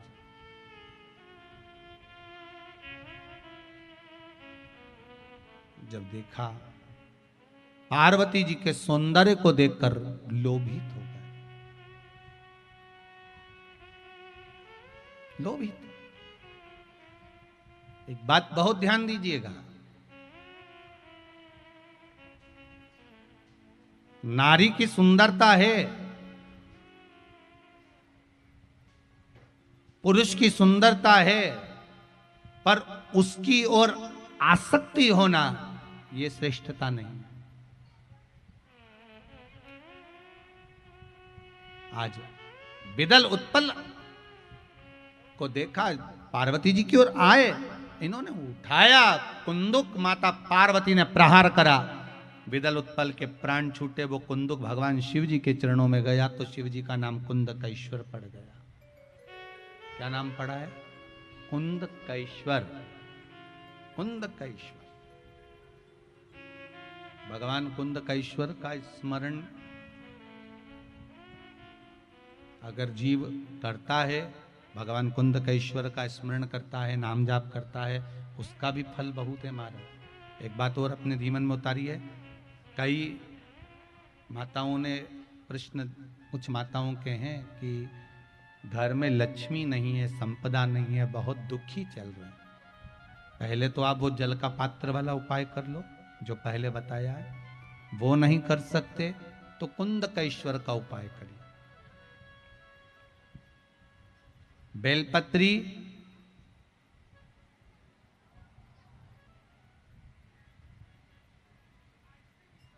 पांच बेलपत्र आप, पांच बेलपत्र बेलपत्री को ले सकते हैं और पांचों बेलपत्र में पीला चंदन पूरी बेलपत्री पर लगा लें। पीला चंदन, केवल एक बेलपत्र ऐसी हो जिस बेलपत्री पर आप गाय का घी लगाएं। क्या लगाना है? गाय का घी। 5 बेलपत्र में से 2 बेलपत्र नीचे पीली चंदन वाली, बीच में गाय के घी वाली बेलपत्र, और उसके ऊपर वापस 2 बेलपत्र वही पीले चंदन की रख लें। महाराज, प्रदोष के दिन व्यापार वाली जगह पर या अपने घर में जहां रसोई घर हो या पूजन का स्थान हो, उस 5 बेलपत्र को एक कटोरी में, एक बाटकी में रख लें और एक घी का दिया उस बेलपत्र के सम्मुख में लगाएं। उस बेलपत्र को प्रदोष के दिन, प्रदोष काल में उठाएं और भगवान शंकर को अपनी कामना कर कर समर्पित कर कर जाएं। केवल 2 प्रदोष करिए कुंदकेश्वर महादेव के नाम से। लक्ष्मी मेरा भोलेनाथ देना प्रारंभ कर देगा, संपदा वो देगा, वैभव वो देगा। 2 प्रदोष कर कर देख लीजिए। वैसे करना चाहिए इसको 5 प्रदोष। कितने प्रदोष करना चाहिए? 5। पर आप 1 प्रदोष करेंगे, दूसरा प्रदोष करेंगे, अपने आप संपदा बढ़ना, वैभव बढ़ना, लक्ष्मी की आवक होना प्रारंभ हो जाए। कुंदकेश्वर महादेव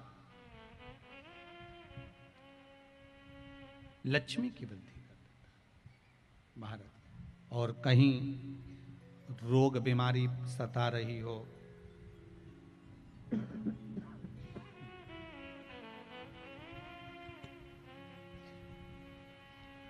तो भी कुंदकेश्वर का स्मरण करना चाहिए। कुंदकेश्वर महादेव सुख देते हैं महाराज, वैभव देते हैं। ऐसे भगवान शिव जी के चरणों में जाकर कुंदुक गिरा। जब कुंदुक गिरा, शिव जी का नाम कुंदकेश्वर हो गया। बोल कुंदकेश्वर महादेव की जय। भगवान शंकर कुंदकेश्वर के रूप में विराजित हुए। आगे वर्णन आया है, शिव महापुराण की कथा कहती है, दनु नाम के राजा हुए जिनके 2 पुत्र थे, रंभ और करम।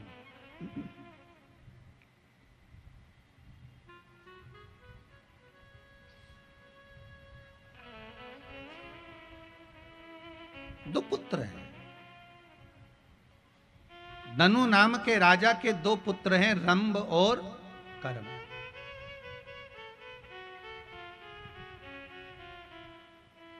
दोनों के घर में संतान नहीं, दोनों के घर में पुत्र नहीं, औलाद नहीं, संतान नहीं।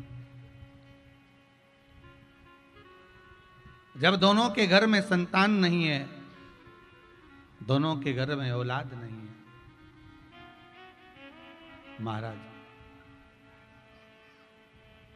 बड़े दुखी थे कि घर में संतान नहीं। बहुत दुख था। बहुत ध्यान दीजिएगा इस कथा पर।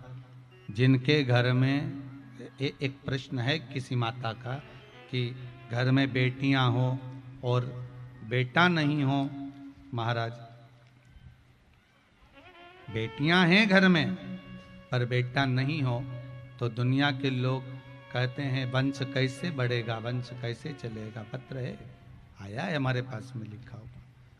पर शिव महापुराण की कथा तो कहती है, शंकर की कथा कहती है, शिव का अनुमोदन कहता है, शिव चर्चा कहती है, शिव स्मरण कहता है कि आज के समय में बेटी क्या बेटे से कम है? अरे बोलो तो जम के, कम है क्या? नहीं ना। पुत्र, बेटा एक कुल को तारता है और बेटी 2 कुल को तारती है, अपने ससुराल का भी और मायके का भी। कम नहीं है।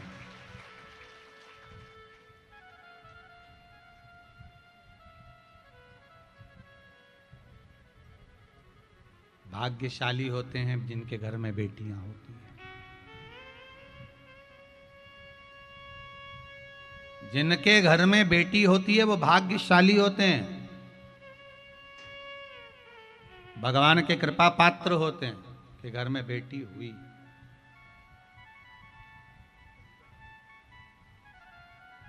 रंभ, करम्ब के घर में संतान नहीं है। होता है कभी कभी ऐसा योग रहता है, कोई कहे कि हमारे यहाँ संतान का सुख नहीं, हमारे यहाँ इतने साल शादी के हो गए, औलाद नहीं, संतान नहीं। भगवान शंकर का स्मरण करो। शिव महापुराण में 2-3 उपाय पहले बताए हैं तुमरुका जी के, पीपल के पत्ते के, YouTube पर डले हुए हैं। उस पर सर्च करो, उसको निकालो और निकालने के बाद उसको उपाय को करो। कर तो देखो उपाय, और विश्वास रखकर करोगे तो शिव क्यों ना मिलेगा।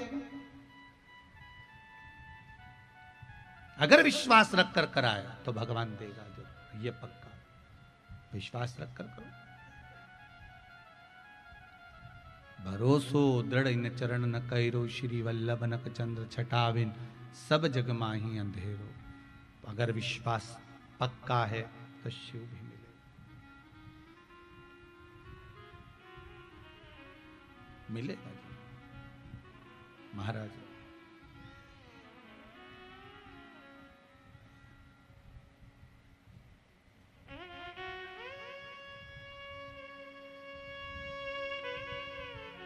शिव पुराण कह रही है, शंकर की कथा कह रही।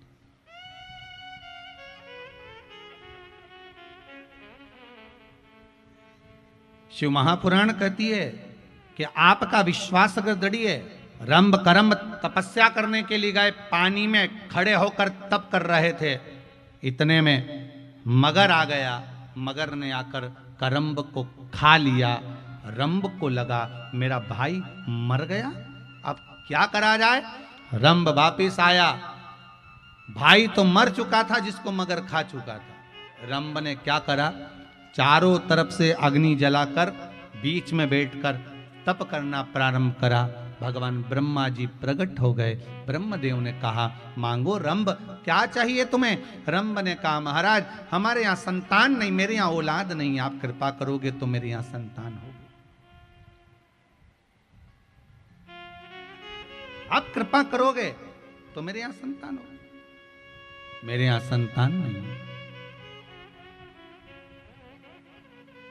भगवान कहते हैं, ब्रह्मदेव बोले सुनो रंभ, तपस्या कर कर उठकर तुम जिसको प्रेम की दृष्टि से देख लोगे उसी से तुम्हारी औलाद पैदा होगी। तपस्या कर कर उठकर तुम जिसको प्रेम की दृष्टि से देख लोगे उसी से तुम्हारी औलाद पैदा होगी।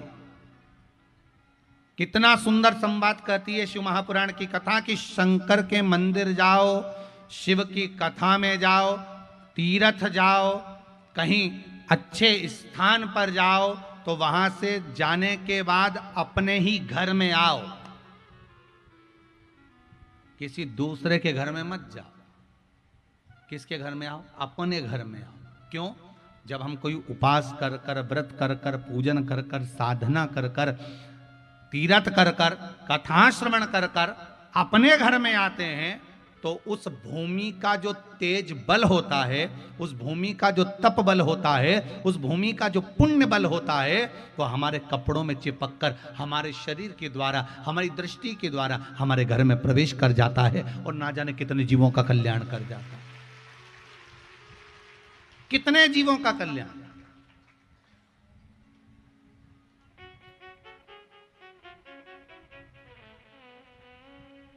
पर हमारी आदत है, हम जब भी कहीं अच्छी जगह जाते हैं ना तो पहले वहां से आते आते मैं मेरी बहन के घर घूम के आती हूँ। अब मालूम पड़े गई थी कथा में और पहुंच गई बहन के घर, कथा सुनी, बहन के घर गई, फिर बहन के घर खा पी के आराम से आनंद के साथ फिर घर पहुंच रही है। हाँ, अगर तुम्हारी बहन कथा में आई है तुम्हारे साथ में तो भले फिर उसके घर जाओ, और मालूम पड़े वो कथा में आई ही नहीं और तुम कथा में से उसके घर पहुंच गए, अपना सारा पुण्य तुमने उसके घर में जड़ा दिया। पूरा अच्छा अच्छा जो वैभव था, पुण्य था, सत्कर्म था, भजन था, कीर्तन था, सब उसके घर में जड़ा दिया। और बाद में अपने घर पहुंचे, घर के लोगों ने पूछा कहाँ गई थी, कथा में गई थी। अच्छा, क्या लेके आई।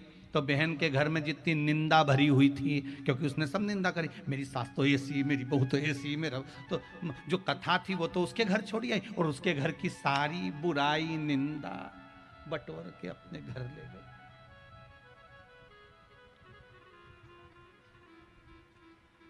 क्या लेने गए थे कथा में, पुण्य। क्या लेकर जा रहे हो, जम के तो बोलो।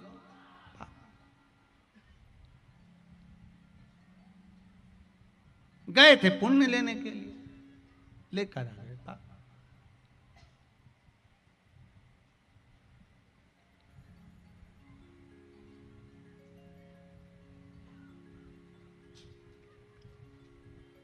महाराज यही कथा कर, मैं तो तेरा एक दीदार चाहूं।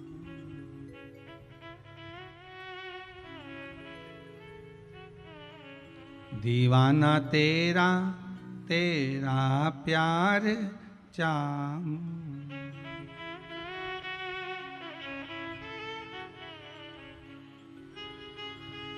ओ काशी वाले रे, ओ डमरू वाले रे, ओ काशी वाले रे,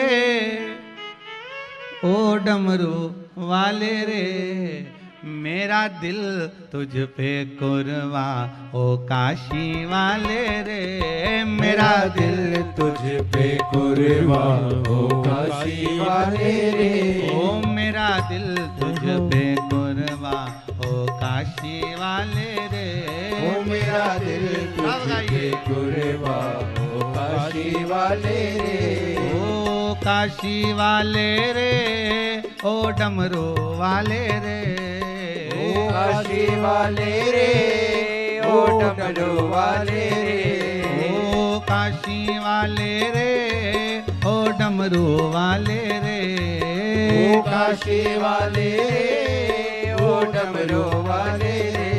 अब तो हो जा मेहरवा, ओ काशी वाले रे। अब तो हो जा मेहरवा, ओ काशी वाले रे। अब तो हो जा मेहरवा, ओ काशी वाले रे। अब तो हो जा मेहरवा, ओ काशी वाले रे।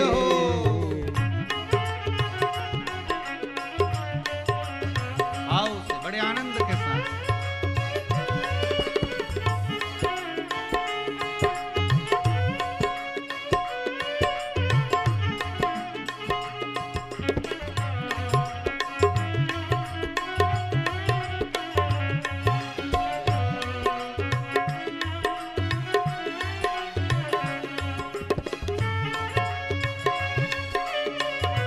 बड़े बाबा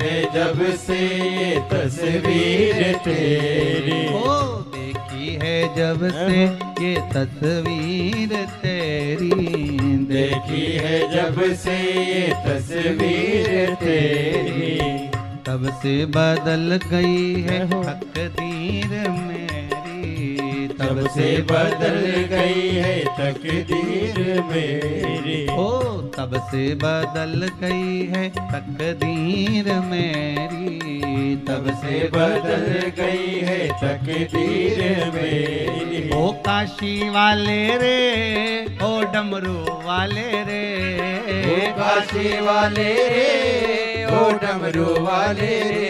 ओ काशी वाले रे, ओ डमरू वाले रे, ओ काशी वाले रे, ओ डमरू वाले रे। अब तो हो जा मेहरवा, ओ काशी वाले रे। अब तो हो जा मेहरबा, ओ काशी वाले रे। मेरा दिल तुझ पे कुर्बा, ओ डमरू वाले रे। मेरा दिल तुझ पे कुर्बा, ओ डमरू वाले रे। जय हो, जय हो, बोले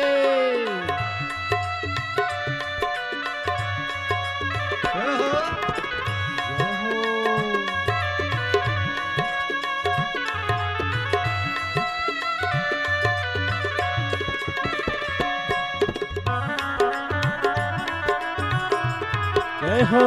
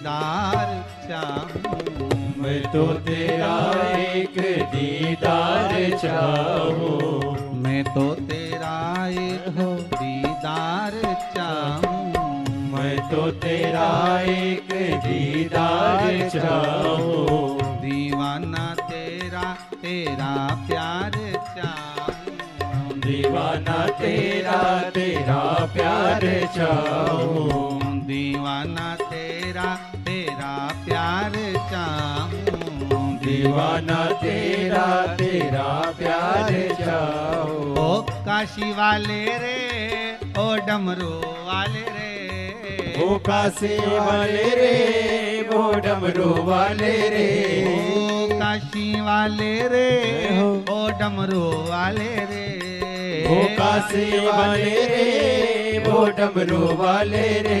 अब तो हो जा मेहरबा ओ काशी वाले रे, अब तो हो जा मेहरबा वो काशी वाले रे, मेरा दिल तुझ पे कुर्बा ओ काशी वाले रे, मेरा दिल तुझ पे कुर्बा वो काशी वाले रे, ओ मेरा दिल तुझ पे कुर्बा ओ काशी वाले रे, मेरा दिल तुझ पे कुर्बा वो काशी वाले रे, ओ मेरा दिल तुझ पे कुर्बा ओ डमरू वाले रे, मेरा दिल तुझ पे कुर्बा वो काशी वाले रे, ओ मेरा दिल तुझ पे कुर्बा ओ डमरू वाले रे, मेरा दिल तुझ पे कुर्बा वो काशी वाले रे, मेरा दिल तुझ पे कुर्बा ओ काशी वाले रे, मेरा दिल तुझ पे कुर्बा वो काशी वाले रे, ए काशी वाले रे डमरू वाले रे, वो काशी वाले रे, ओ डमरू वाले रे, ओ काशी वाले रे वो डमरू वाले रे, वो काशी वाले रे, वो डमरू वाले रे। अब तो हो जा मेहरबा ओ काशी वाले रे, अब तो हो जा मेहरबा वो काशी वाले रे, अब तो हो जा मेहरबा वो काशी वाले रे, अब तो हो जा मेहरबा वो काशी वाले रे। हर हर महादेव दीन बंधु दयालु दया कीजिए। जो दोनों हाथ उठाकर जम के हर हर महादेव नी बोले उसको उठा लीजिए। हर हर महादेव है। अब बोले जोरदार हो, रख लो, बैठ जाओ, बैठ जाओ। शंभो। अच्छा ये भी पक्का है, तुम सोची तो होगी कि ये कथा में ये कहाँ की बात है कि बता जो हाथ उठा के हर हर महादेव नहीं बोले उसे उठा लीजिए। नी भी अगर मन हो तो भी उठाना तो पड़े।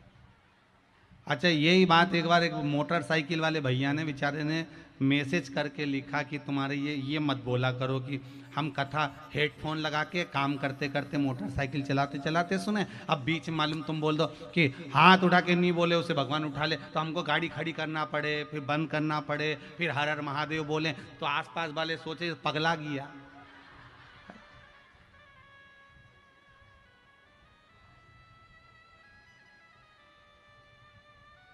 बोलना चाहिए, शिव का नाम बोलने में कुछ घटता थोड़ी ना।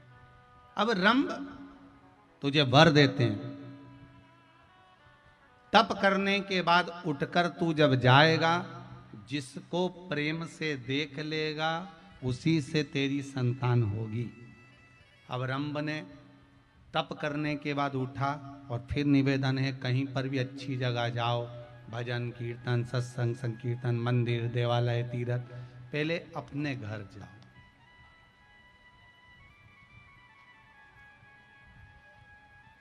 पहले अपने यहाँ जाओ।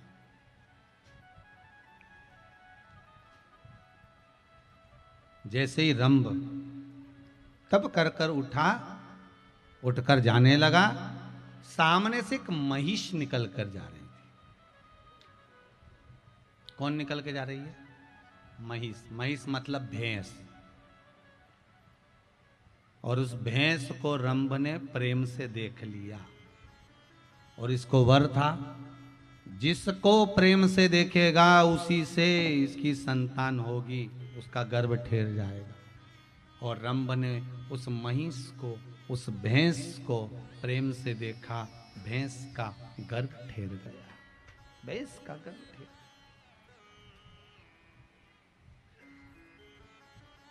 अब उस महिष, उस भैंस का गर्भ ठहरा। गर्भवती भैंस महिष जब अपने घर पहुंची तो उसका जो पति था भैंसा, महिषा, उसने देखा कि मेरी पत्नी गर्भित कैसे हो गई। वो महिषा भी कोई साधारण नहीं था, बहुत तपी था। उसने तप साधना से ध्यान लगाकर देखा कि मेरी महिष, मेरी भैंस का गर्भ कैसे ठहरा है। तो उसको ध्यान में आ गया कि वो रंभ की दृष्टि से गर्भ ठहरा है, मतलब इसके गर्भ में रंभ की संतान है। क्रोध आ गया, इतना क्रोधी हुआ वो महिषा, वो भैंसा दौड़ कर गया जहां पर रंभ जा रहा था रास्ते से, उसके प्राणों को हर लिया। रंभ भी मर गया, रंभ मर गया। अब रंभ के प्राण चले गए। रंभ जब मरा, राजघराने से उसका अंतिम संस्कार किया गया। चिता जलाई, चिता बनाई, उस पर रंभ को सुलाया और आग लगाई। इतने में महिष को लगा, भैंस को लगा कि मेरे गर्भ में जो संतान है वो इस रंभ की है, मेरे गर्भ में जो औलाद है वो इस रंभ की है, और मैं गर्भित महिषा क्यों ना अपने पति के साथ सती हो जाऊं। अगर इसकी संतान मेरे गर्भ में है तो ये मेरा पति ही तो कहलाएगा। और वो जलती हुई चिता में भैंस कूद गई। जैसे ही महिष कूदी, भैंस कूदी, जलती हुई चिता से उस महिष के गर्भ से एक बेटे ने जन्म लिया, जिसका नाम महिषासुर हुआ। क्या नाम पड़ा? महिषासुर। अब महिषासुर का जन्म हो गया, उसका राज्य की स्थापना हो गई। चारों तरफ उसने अपना राज्य घोषित कर दिया। एक दिन तप करने के लिए गया ब्रह्मदेव का। ब्रह्मा जी का तप कर रहा था।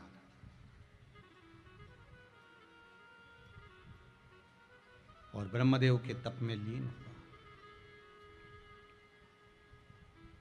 ब्रह्मा जी प्रकट हुए, मांगो क्या चाहिए तुमको, क्या दिया जाए, बोलिए क्या चाहिए आपको। ब्रह्मदेव ने पूछा। महिषासुर बोला, ब्रह्मदेव मुझे वर दीजिए कि मेरे प्राण ना छूटे, मैं मरूं ना, मेरी मृत्यु ना हो,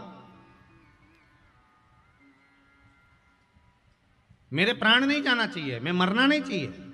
कल आपको कथा में कहा था, बादाम खाओगे तो भी मरोगे, नहीं खाओगे तो भी मरोगे, रोटी खाओगे तो भी मरोगे, नहीं खाओगे तो भी मरोगे,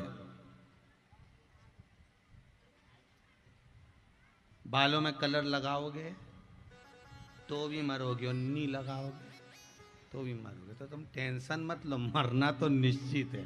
तुम चाहे खाओ चाहे मत खाओ।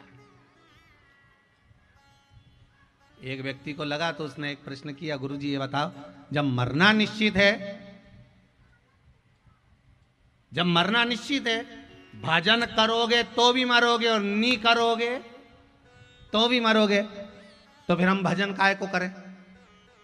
अगर मरना ही है तो फिर भजन की जरूरत क्या, कथा सत्संग प्रवचन की जरूरत क्या? हमें मरना ही है। कथा सुनने वाला भी मरेगा, कथा नहीं सुनेगा वो भी मरेगा, तो फिर भजन की जरूरत क्या? तो भैया भजन की जरूरत इसलिए है कि देखो, बिल्ली अपने मुख से चूहे को पकड़ती है, चूहा बचता है क्या? जम के बोलो जरा, नहीं, वो मर जाता है, लहू लुहान हो जाता है। और बिल्ली अपने मुख से अपने बच्चे को पकड़ती है, बच्चा मरता है क्या? नहीं, वो बच जाता है। बस भजन करोगे तो भी मरोगे और नहीं करोगे तो भी मरोगे। भजन नहीं करोगे और मर गए तो बिल्ली के मुख में, काल के मुख में तो जाओगे, पर चूहे जैसे निपटा दिए जाओगे। और भजन कर कर मर गए तो बिल्ली के बच्चे जैसे बचकर परमात्मा के हो जाओगे। इसलिए भजन कर।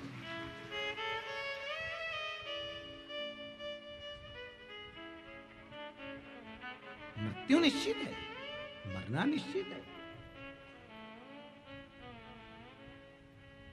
आया है सो जाएगा राजा रंक फकीर, आया है जाएगा।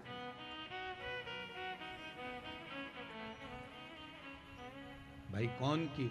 मौत से किसकी रिश्तेदारी है, आज हमारी कल तुम्हारी वारी है। कौन नहीं जाना तो है।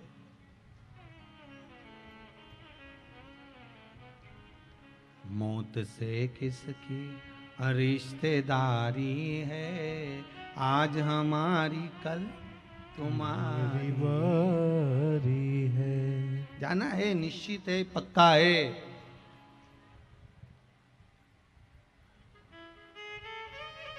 पक्का है, जाना है।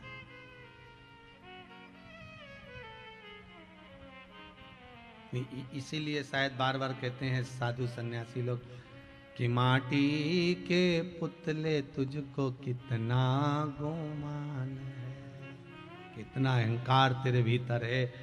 हे मट्टी का, जब जाएगा किसी काम नहीं आएगा।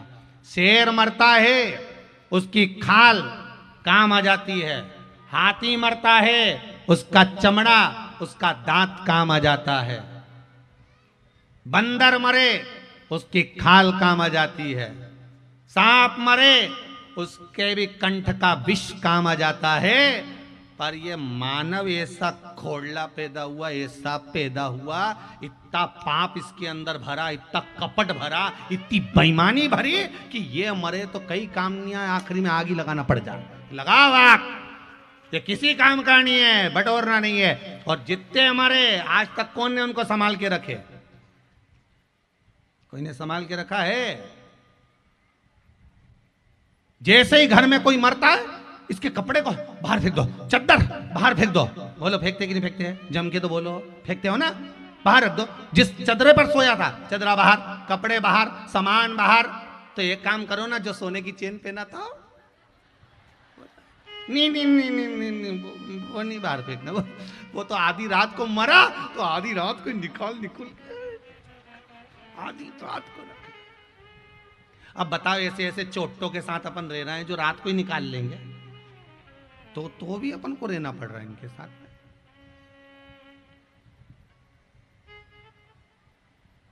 चेन फेंकी,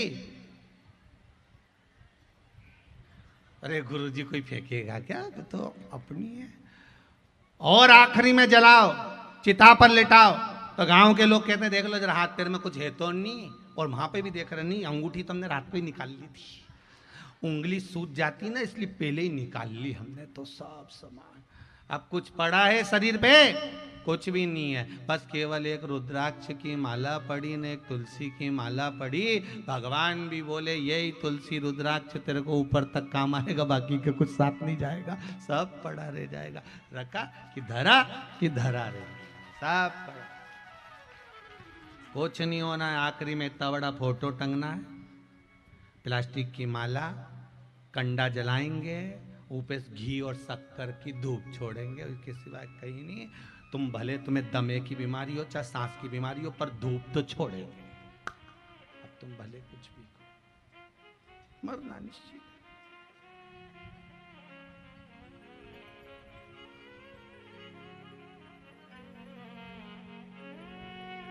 वर मांगा, वर दीजिए। क्या? मरू ना, प्राण ना छूटे। महिषासुर मरना तो पड़ेगा, ये पक्का है, तो वर दो मुझे। अच्छे से अच्छा वीर पुरुष मुझे नहीं जीत सकता, तो स्त्री मुझे क्या जीतेगी? अगर मरूं तो स्त्री के हाथ से मरूं, दे दो वर। अब पुरुष के बस की बात नहीं थी कि महिषासुर से युद्ध लड़ ले, तो स्त्री में कहां बल आएगा इतना?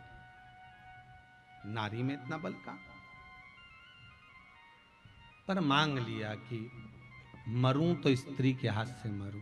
समय आ गया, चारों तरफ हाहाकार मचने लगा। महिषासुर ने हाहाकार मचा दिया, देवता परेशान हो गए, सब रोने लगे, चिल्लाने लगे, चीखने लगे। तब भगवान देव अधिदेव महादेव के पास सूचना गई। शंकर भगवान ने भगवान विष्णु से कहा, नारायण कृपा करिए। भगवान विष्णु ने पूछा, क्या बात है भोलेनाथ? भोलेनाथ जी बोले, नारायण बात इतनी सी है, महिषासुर को वर मिला है कि स्त्री के हाथ से मरेगा, तो एक काम करो, लक्ष्मी जी को भेज दो और इसको मरवा दो, इसको मरवा।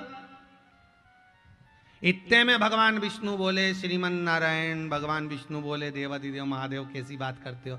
लक्ष्मी जी और महिषासुर को मारे, ये लक्ष्मी जी के बस की बात नहीं है। तो लक्ष्मी जी के बस की बात क्यों नहीं है? भगवान विष्णु ने कहा, सुनो महादेव, वही नारी इस महिषासुर को मार सकती है जिसका तप बल प्रबल हो। तप बल प्रबल हो तो क्या लक्ष्मी जी का तप बल प्रबल नहीं है? नहीं, लक्ष्मी जी में तप बल तो है, पर लक्ष्मी जी में एक बात ठीक नहीं थी कि लक्ष्मी जी बोल पड़ी थी। एक बार क्या बोल दिया था? एक बार लक्ष्मी जी श्रृंगार कर रही थी। उस नारी का तप बल प्रबल होता है जो अपने पति से कभी पलट कर जवाब ना दियो। एक बार लक्ष्मी जी श्रृंगार कर रही थी और भगवान विष्णु बोले, मैं वहां पहुंच गया। पहुंचते से मैंने लक्ष्मी जी के श्रृंगार को देखा तो हंस दिया। अब पति है, पत्नी को देखकर मुस्कुरा दे तो उसमें कौन सी दिक्कत वाली बात? लक्ष्मी जी को देखकर मैं हंस दिया, हंसा। लक्ष्मी जी को क्रोध आ गया और लक्ष्मी जी ने श्राप दे दिया, हे नारायण, आप मेरे ऊपर हंसे हो, मैं आपको श्राप देती हूं कि आप मेरे को देखकर घोड़े जैसे हंसे हो, इसलिए आपका ये मुख सिर कटेगा और घोड़े का मुख लगेगा, क्योंकि तुम मेरे ऊपर हंसे हो। भगवान विष्णु का हयग्रीव अवतार हुआ, घोड़े का मुंह लगा लक्ष्मी जी के कारण। इसलिए लक्ष्मी जी का सातित्व इतना प्रबल नहीं कि लक्ष्मी जी ने क्योंकि मुझे श्राप दिया था। तो एक काम करो, भगवान शंकर बोले, ब्रह्माणी को भेज दो, ब्रह्मा जी की पत्नी को। नहीं महाराज, ब्रह्माणी भी नहीं जा सकती। क्यों नहीं जा सकती? एक बार पुष्कर जी में यज्ञ चल रहा था, ब्रह्मा जी से कहा, ब्रह्माणी को लेकर आओ, यज्ञ का मुहूर्त निकल रहा है, हवन में बैठो, बैठो दोनों जोड़े से। नहीं, ब्रह्मा जी ने ब्रह्माणी से कहा, ब्रह्माणी चलो, यज्ञ का समय हो रहा है, जल्दी चलो। इतने में ब्रह्माणी जी श्रृंगार करने में लगी थी, तैयार होने में लगी थी, ब्रह्माणी नहीं आई। ब्रह्मा जी फिर गए, ब्रह्माणी चलो, मुहूर्त निकल रहा है, ब्रह्माणी नहीं आई। ब्राह्मणों ने कहा, ब्राह्मण हाथ जोड़कर बोले, ब्रह्मदेव अगर मुहूर्त निकल गया तो ये समय गया, तो फिर समय नहीं आएगा। ब्रह्मा जी फिर गए, ब्रह्माणी नहीं आई। ब्राह्मणों ने कहा, अगर मुहूर्त निकल गया तो फिर काम नहीं आएगा। ब्रह्मा जी ने हाथ जोड़कर कहा, ब्राह्मणों अब तुम्हें जो व्यवस्था करना है कर लीजिए, यज्ञ का मुहूर्त नहीं निकलना चाहिए। ब्राह्मणों ने गाय माता को खड़ा करा, गौ माता को खड़ा कर कर ब्राह्मण वेद की ध्वनि पढ़ना प्रारंभ करे।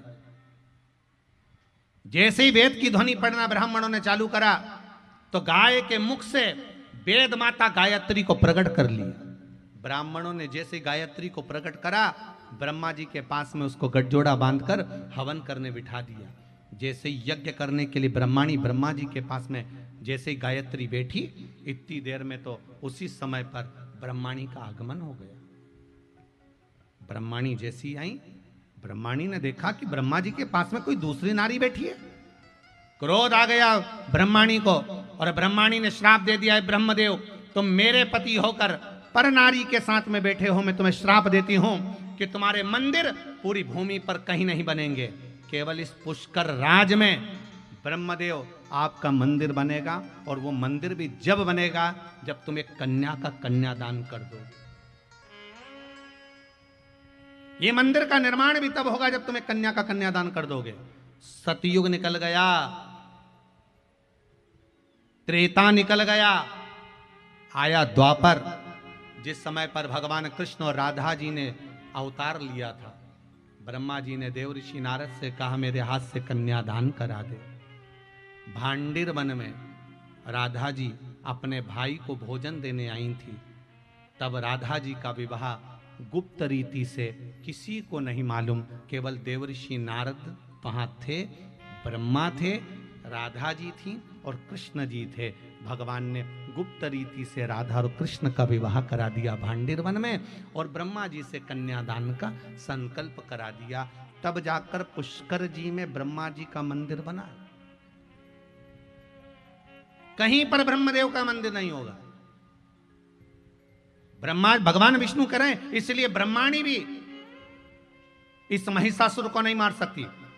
मार वही सकता है जिसने अपने पति से तेज आवाज में बात नहीं करी हो, वो नारी मार सकती है। अच्छा आप देखिए, ब्रह्माणी का कोई व्रत होता है क्या? जम के तो बोलो, होता है? लक्ष्मी जी का कोई व्रत होता है? नहीं। पर माता पार्वती के सारे व्रत हैं। छठ का व्रत, चतुर्थी का व्रत, तीज का व्रत, जितने व्रत होते हैं माता पार्वती के सारे व्रत होते हैं। इनके नहीं। क्यों नहीं होते इनके? क्योंकि माता पार्वती का व्रत इसलिए होता है क्योंकि माता पार्वती ने कभी अपने पति से तेज आवाज में बात नहीं करी, कभी अपशब्द नहीं करा।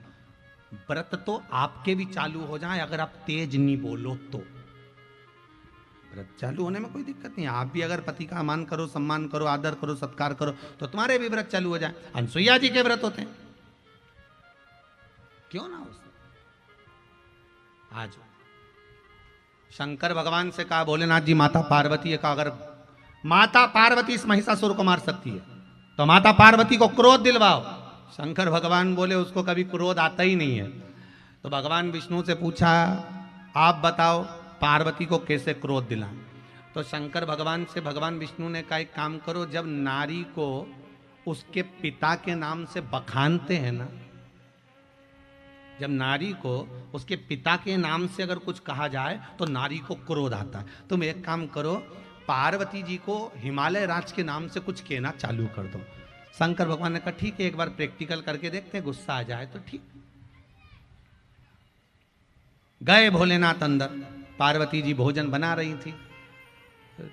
भोजन बनाते बनाते उसी समय पर शंकर भगवान बोले, पार्वती तेरे बाप जैसा दुनिया में किसी का बाप नहीं होगा, इतना कंजूस, इतना कंजूस। पार्वती तेरे पिता हिमालय राज की यहाँ कितना सामान, कितनी दौलत, ढेर, पर तेरे कन्यादान में तेरे पिताजी ने एक रत्ती भर का सामान नहीं दिया कि कुछ दे देते, कुछ देते। तेरे पिताजी ने एक रत्ती का सामान नहीं दिया। इतने में तो पार्वती जी रोटी बनाते बनाते बोली, मेरे पिताजी तो कब का दे देते, तुम्हारे घर में रखने की जगह है? शंकर भगवान चुप, वापिस लौट के आ गए। भगवान विष्णु ने शिव जी से पूछा, भोलेनाथ गुस्सा आया? शंकर भगवान बोले, वो तो मेरे बाप तक पहुंच गई, नहीं आया। शिव जी बोले, अब भगवान विष्णु बोले, काम करो, पार्वती का जो पहला जन्म था ना सती, उसको पखानो, उनके दक्ष प्रजापति को पखानो। अब की बार भगवान भोलेनाथ फिर अंदर गए पानी पीने के लिए।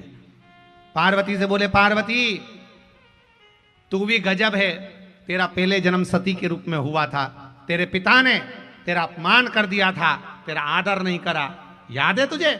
सती बोली, फालतू की बात बिल्कुल मत करना, जितना मेरा अपमान हुआ है तुम्हारे कारण हुआ। तुम अगर मेरे साथ चलते तो मेरे बाप की हिम्मत नहीं थी कि मुझसे कुछ बोल देता।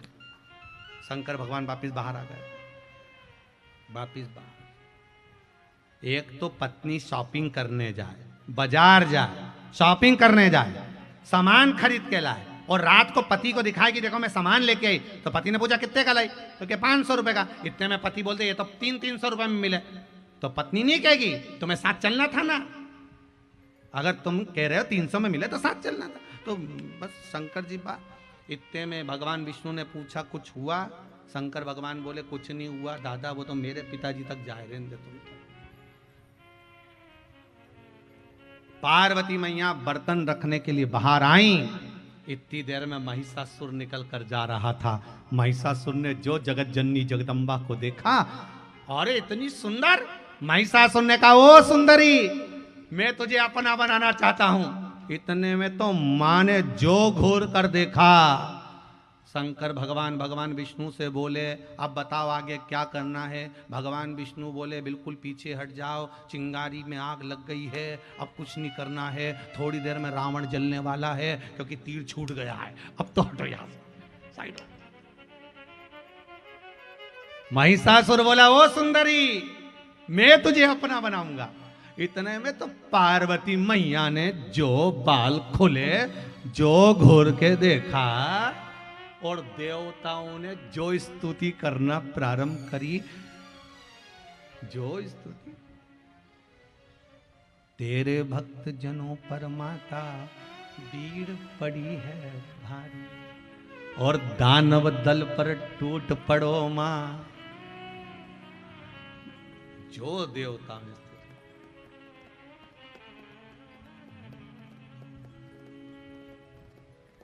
मां, महिषासुर पार्वती जी का हाथ पकड़ने के लिए आगे बढ़ा। पार्वती जी ने जो चीखा, बाल खोलकर जो चीखी, शेर को बुलाया सिंघा, भैंसे पर बैठा है, तू भैंसे पे चढ़ जाना, मैं त्रिशूल लेकर इसकी छाती पर लात रखकर चढ़ूंगी और इसका संहार करूंगी। तेरे भक्त जनों पर माता भीड़ पड़ी है भारी, और दानव दल पर टूट पड़ो मां करके सिंह सवारी। सो सिंहों से तू बलशाली, अष्ट भुजाओं वाली, दुखियों के दुखड़ेनी वारती। ओ मैया हम सब उतारे तेरी आरती। टूट पड़ी महिषासुर पर जैसी टूट पड़ी, टूट पड़ी।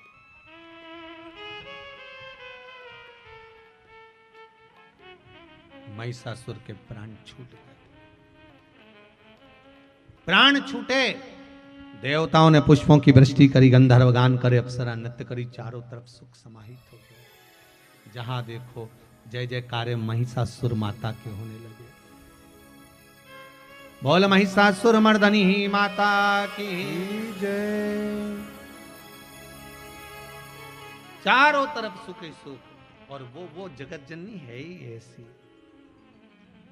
वो जहां बैठी ऊंचाइयों पर, मंगला गौरी कहां बैठी? ऊंचाइयों पर।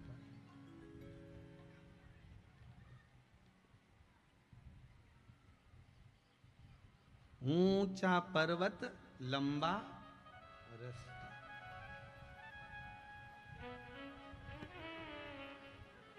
पर मैं ना रह पाया शेरावालिए,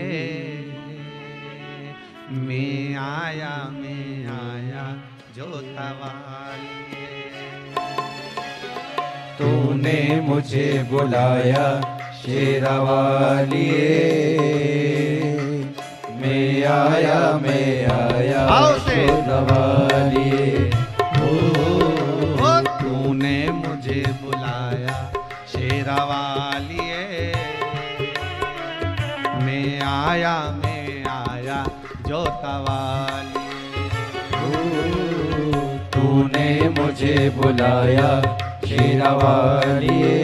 गया क्षेत्र में मां सती का एक अंग स्तन गिरा था, ऐसी मंगला गौरी मां विराज रही है। मां सती के शक्तिपीठ में से एक शक्तिपीठ का स्मरण करते हुए, मां मंगला गौरी का स्मरण करते हुए दोनों हाथों से जाओ।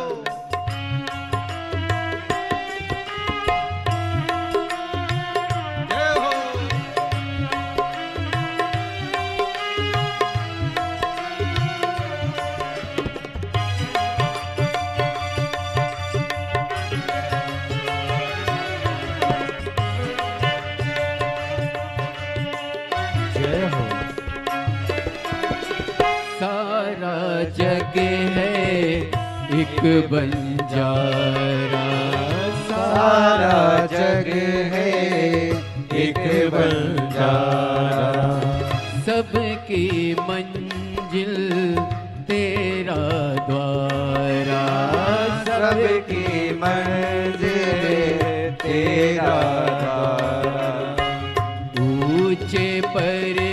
पर्वत लंबा रास्ता, ऊंचे पर्वत लंबा रास्ता, पर मैं रह ना पाया शेरावाली।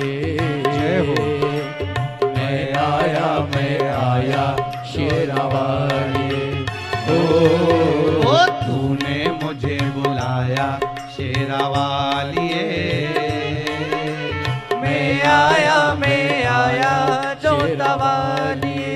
प्रेम से बोलो जय माता दी, सब मिल बोलो जय माता दी। माँ मंगला गौरी जय माता दी। ओ भर दे झोली जय माता दी। ओ शेरावाली जय माता दी। ओ माता रानी जय माता दी। जग कल्याणी जय माता दी। ओ मंगला रानी जय माता दी। जय माता दी जय माता दी। जय माता दी जय माता दी। जय माता दी जय माता दी। जय माता दी जय माता दी। जय माता दी जय माता दी। जय माता दी जय माता दी। जय माता दी।